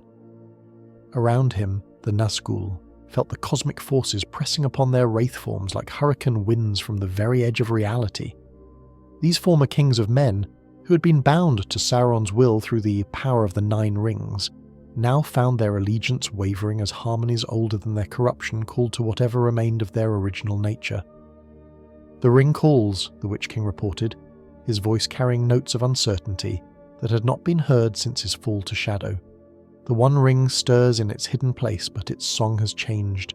No longer does it echo with themes of domination and control, but with melodies that speak of redemption." The word hung in the air like a discordant note that threatened to shatter the very foundations of the Dark Tower. For redemption was a concept that had no place in Sauron's understanding of existence. He had embraced shadow too completely, committed himself too thoroughly to the path of domination, to conceive of any resolution that did not end in his ultimate triumph or his absolute destruction. Yet as the last song continued to build toward its crescendo, even the Dark Lord began to perceive possibilities that his malice had long obscured. If the cosmic symphony indeed offered transformation rather than mere conquest, if the ultimate resolution involved harmony rather than domination, then perhaps, just perhaps, there was a path forward that did not require the annihilation of all who opposed him. "Withdraw," he commanded, his voice carrying across the dimensions that separated Barad-dûr from the armies that served his will. "Pull back from the borders of Gondor, recall the forces that march upon the Shire, abandon the sieges that have been laid against the strongholds of the free peoples. If the last song truly approaches, then the final battle will not be fought with sword and spear, but with melody and harmony." The implications of that command rippled across Middle-earth like shockwaves from the very foundation of creation. Orc armies that had been marching toward the borders of civilized lands suddenly halted and began their retreat toward Mordor. The Corsairs of Umbar turned their black sails away from the coast they had been preparing to raid. Even the dragons stirring in the northern wastes felt the change and modified their songs to harmonize with the cosmic forces rather than oppose them. "But what of the ring?" the mouth of Sauron asked, his voice carrying the confusion that marked all who served the Dark Lord's will. "If the One Ring awakens to join the cosmic symphony, what becomes of the power you invested in its creation?" Sauron's laughter was like the grinding of continental plates and the birth cry of stars. "Power? What is power compared to the ultimate transformation that approaches? If the ring indeed contains fragments of the original music, and I begin to suspect that it does, then perhaps its awakening will serve purposes far greater than the mere domination of Middle-earth." For For the first time since his fall from grace in the distant halls of Orly the Smith, Sauron began to remember what he had been before Shadow claimed him, Mairon the Admirable, who had sought to bring order to the chaos of creation through the application of his will and wisdom. The last song offered something far more profound than the crude dominion he'd pursued for so many ages.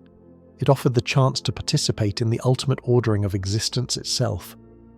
"Let the ring find its own path to the cosmic symphony," he declared, his voice carrying across dimensions that had no names. "If its song can indeed guide the last song toward harmony rather than dissolution, then perhaps my greatest creation will serve purposes far nobler than I ever intended." Yet even as he spoke those words, Sauron felt the weight of his accumulated malice pressing upon his consciousness like the depths of the deepest seas. Too many ages had he spent in shadow. Too many crimes had he committed in pursuit of power, for redemption to come easily or without cost. If he was to join the cosmic symphony, it would require transformations that might unmake everything he had become since his fall. "The choice," he whispered to the shadows that served as his court, "is between preservation and transformation, between clinging to the identity I have forged in shadow or accepting the possibility of becoming something entirely new. The last song offers both ultimate fulfillment and ultimate dissolution. Which path it leads to depends upon the choices made by all who hear its call." As the forces of Mordor began their unprecedented withdrawal from the borders of the Freelands, messengers carried word of the Dark Lord's retreat to every corner of Middle-earth. But this was not the retreat of a defeated enemy. This was something far more complex and mysterious, the withdrawal of a cosmic force that had recognized the approach of something greater than itself. The last song of the Ainur continued to build toward its crescendo, and now even the agents of Shadow had chosen to listen rather than oppose. Whether that choice would lead to redemption or to some form of destruction beyond imagining remained to be seen. But one thing was certain. The final movement of the Cosmic Symphony would include voices from both light and shadow, and its resolution would determine the ultimate fate of all creation. Section 18. Hope in Ashes.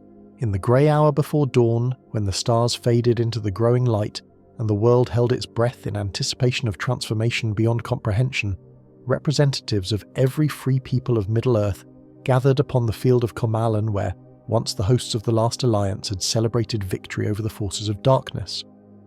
But this was not a gathering for war or celebration. This was a chorus assembling to sing the final movement of the greatest symphony ever conceived. Gandalf the White stood at the centre of the Great Circle, his staff blazing with light that seemed to contain fragments of every star that had ever shone upon Middle-earth.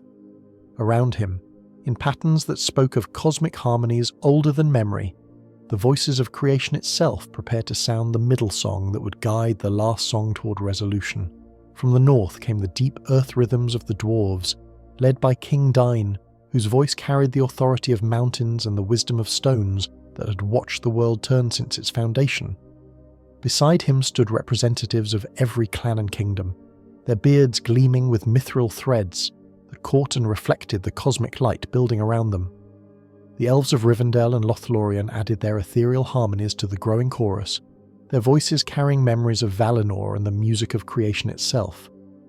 Lord Elrond and Lady Galadriel stood together, their forms seeming to exist partially in dimensions beyond the normal three, their songs bridging the gap between the mortal world and the timeless halls where the Ainur dwelt in the presence of Eru Ilúvatar. From the Shire came a delegation of hobbits led by Bilbo Baggins, who carried with him a simple wooden box that pulsed with golden light. The One Ring had chosen to join the Cosmic Symphony, not as an instrument of domination, but as what it had always been beneath Sauron's corruption, a fragment of the original music seeking to return to its proper place in the universal harmony. Men of Gondor and Rohan, of Dale and Esgaroth, added their voices to the growing chorus. Prince Imrahil's clear tenor soared above the bass notes of the Rangers, while the Horse Lords of the Mark contributed melodies that spoke of wind across grasslands and the thunder of hooves on ancient roads. Even the creatures of the wild had come to add their voices to the middle song. Eagles circled overhead, their cries harmonizing with the songs below. Ents emerged from the depths of Fangorn, their deep voices carrying the wisdom of trees and the slow thoughts of growing things. From the grey havens came the sound of gulls and the whisper of waves, as if the sea itself had chosen to participate in the ultimate symphony. But most surprising of all was the presence of Sauron himself, or rather what Sauron had chosen to become. The Dark Lord appeared not in his familiar form of shadow and flame, but as he had been in the beginning, Mehron the Admirable, whose desire for order had been corrupted by pride but whose fundamental nature still remembered the beauty of creation. His voice, when he added it to the cosmic chorus, carried harmonies that spoke of redemption earned through the acceptance of transformation beyond ego or will. "The circle is complete," Gandalf declared, his voice carrying across dimensions that had no names.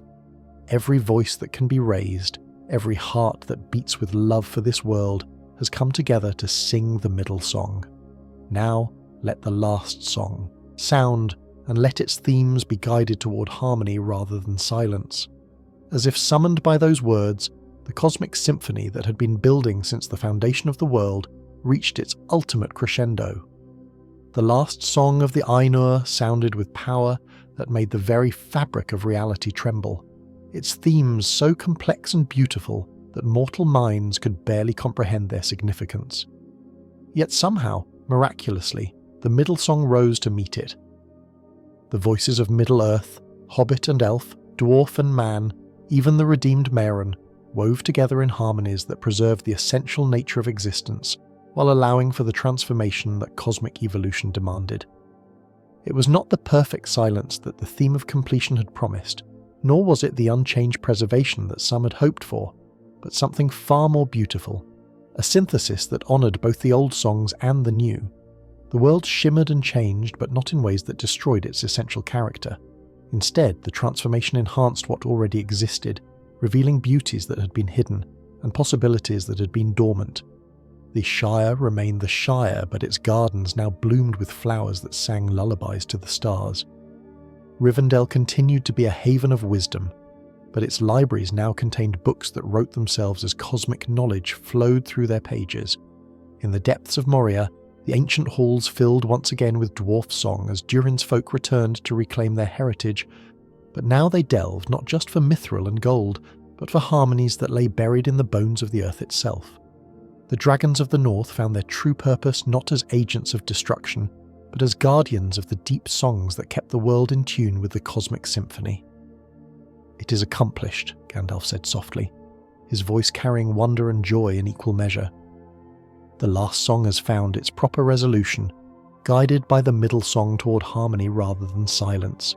Creation is transformed but not destroyed, enhanced but not abandoned. As the cosmic symphony reached its final resolution, its themes settling into patterns that would endure until the end of all things, the assembled chorus felt a profound sense of completion. They had not prevented the last song from sounding. That would have been impossible. Instead, they had ensured that its sounding brought healing rather than destruction, synthesis rather than dissolution.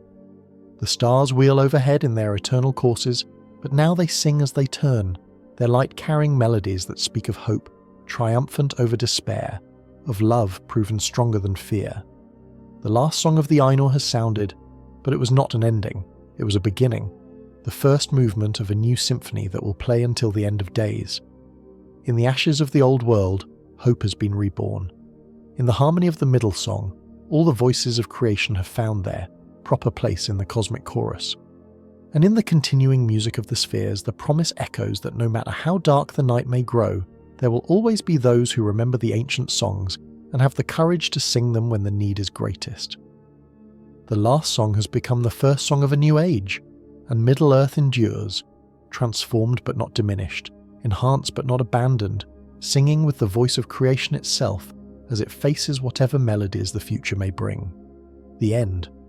Word count, approximately 9,500 words, thus concludes the last song of the Ainur, an epic tale of cosmic transformation, where the power to reshape Middle-earth lay not in conquest or domination, but in the courage to sing new harmonies while preserving the essential beauty of what had come before.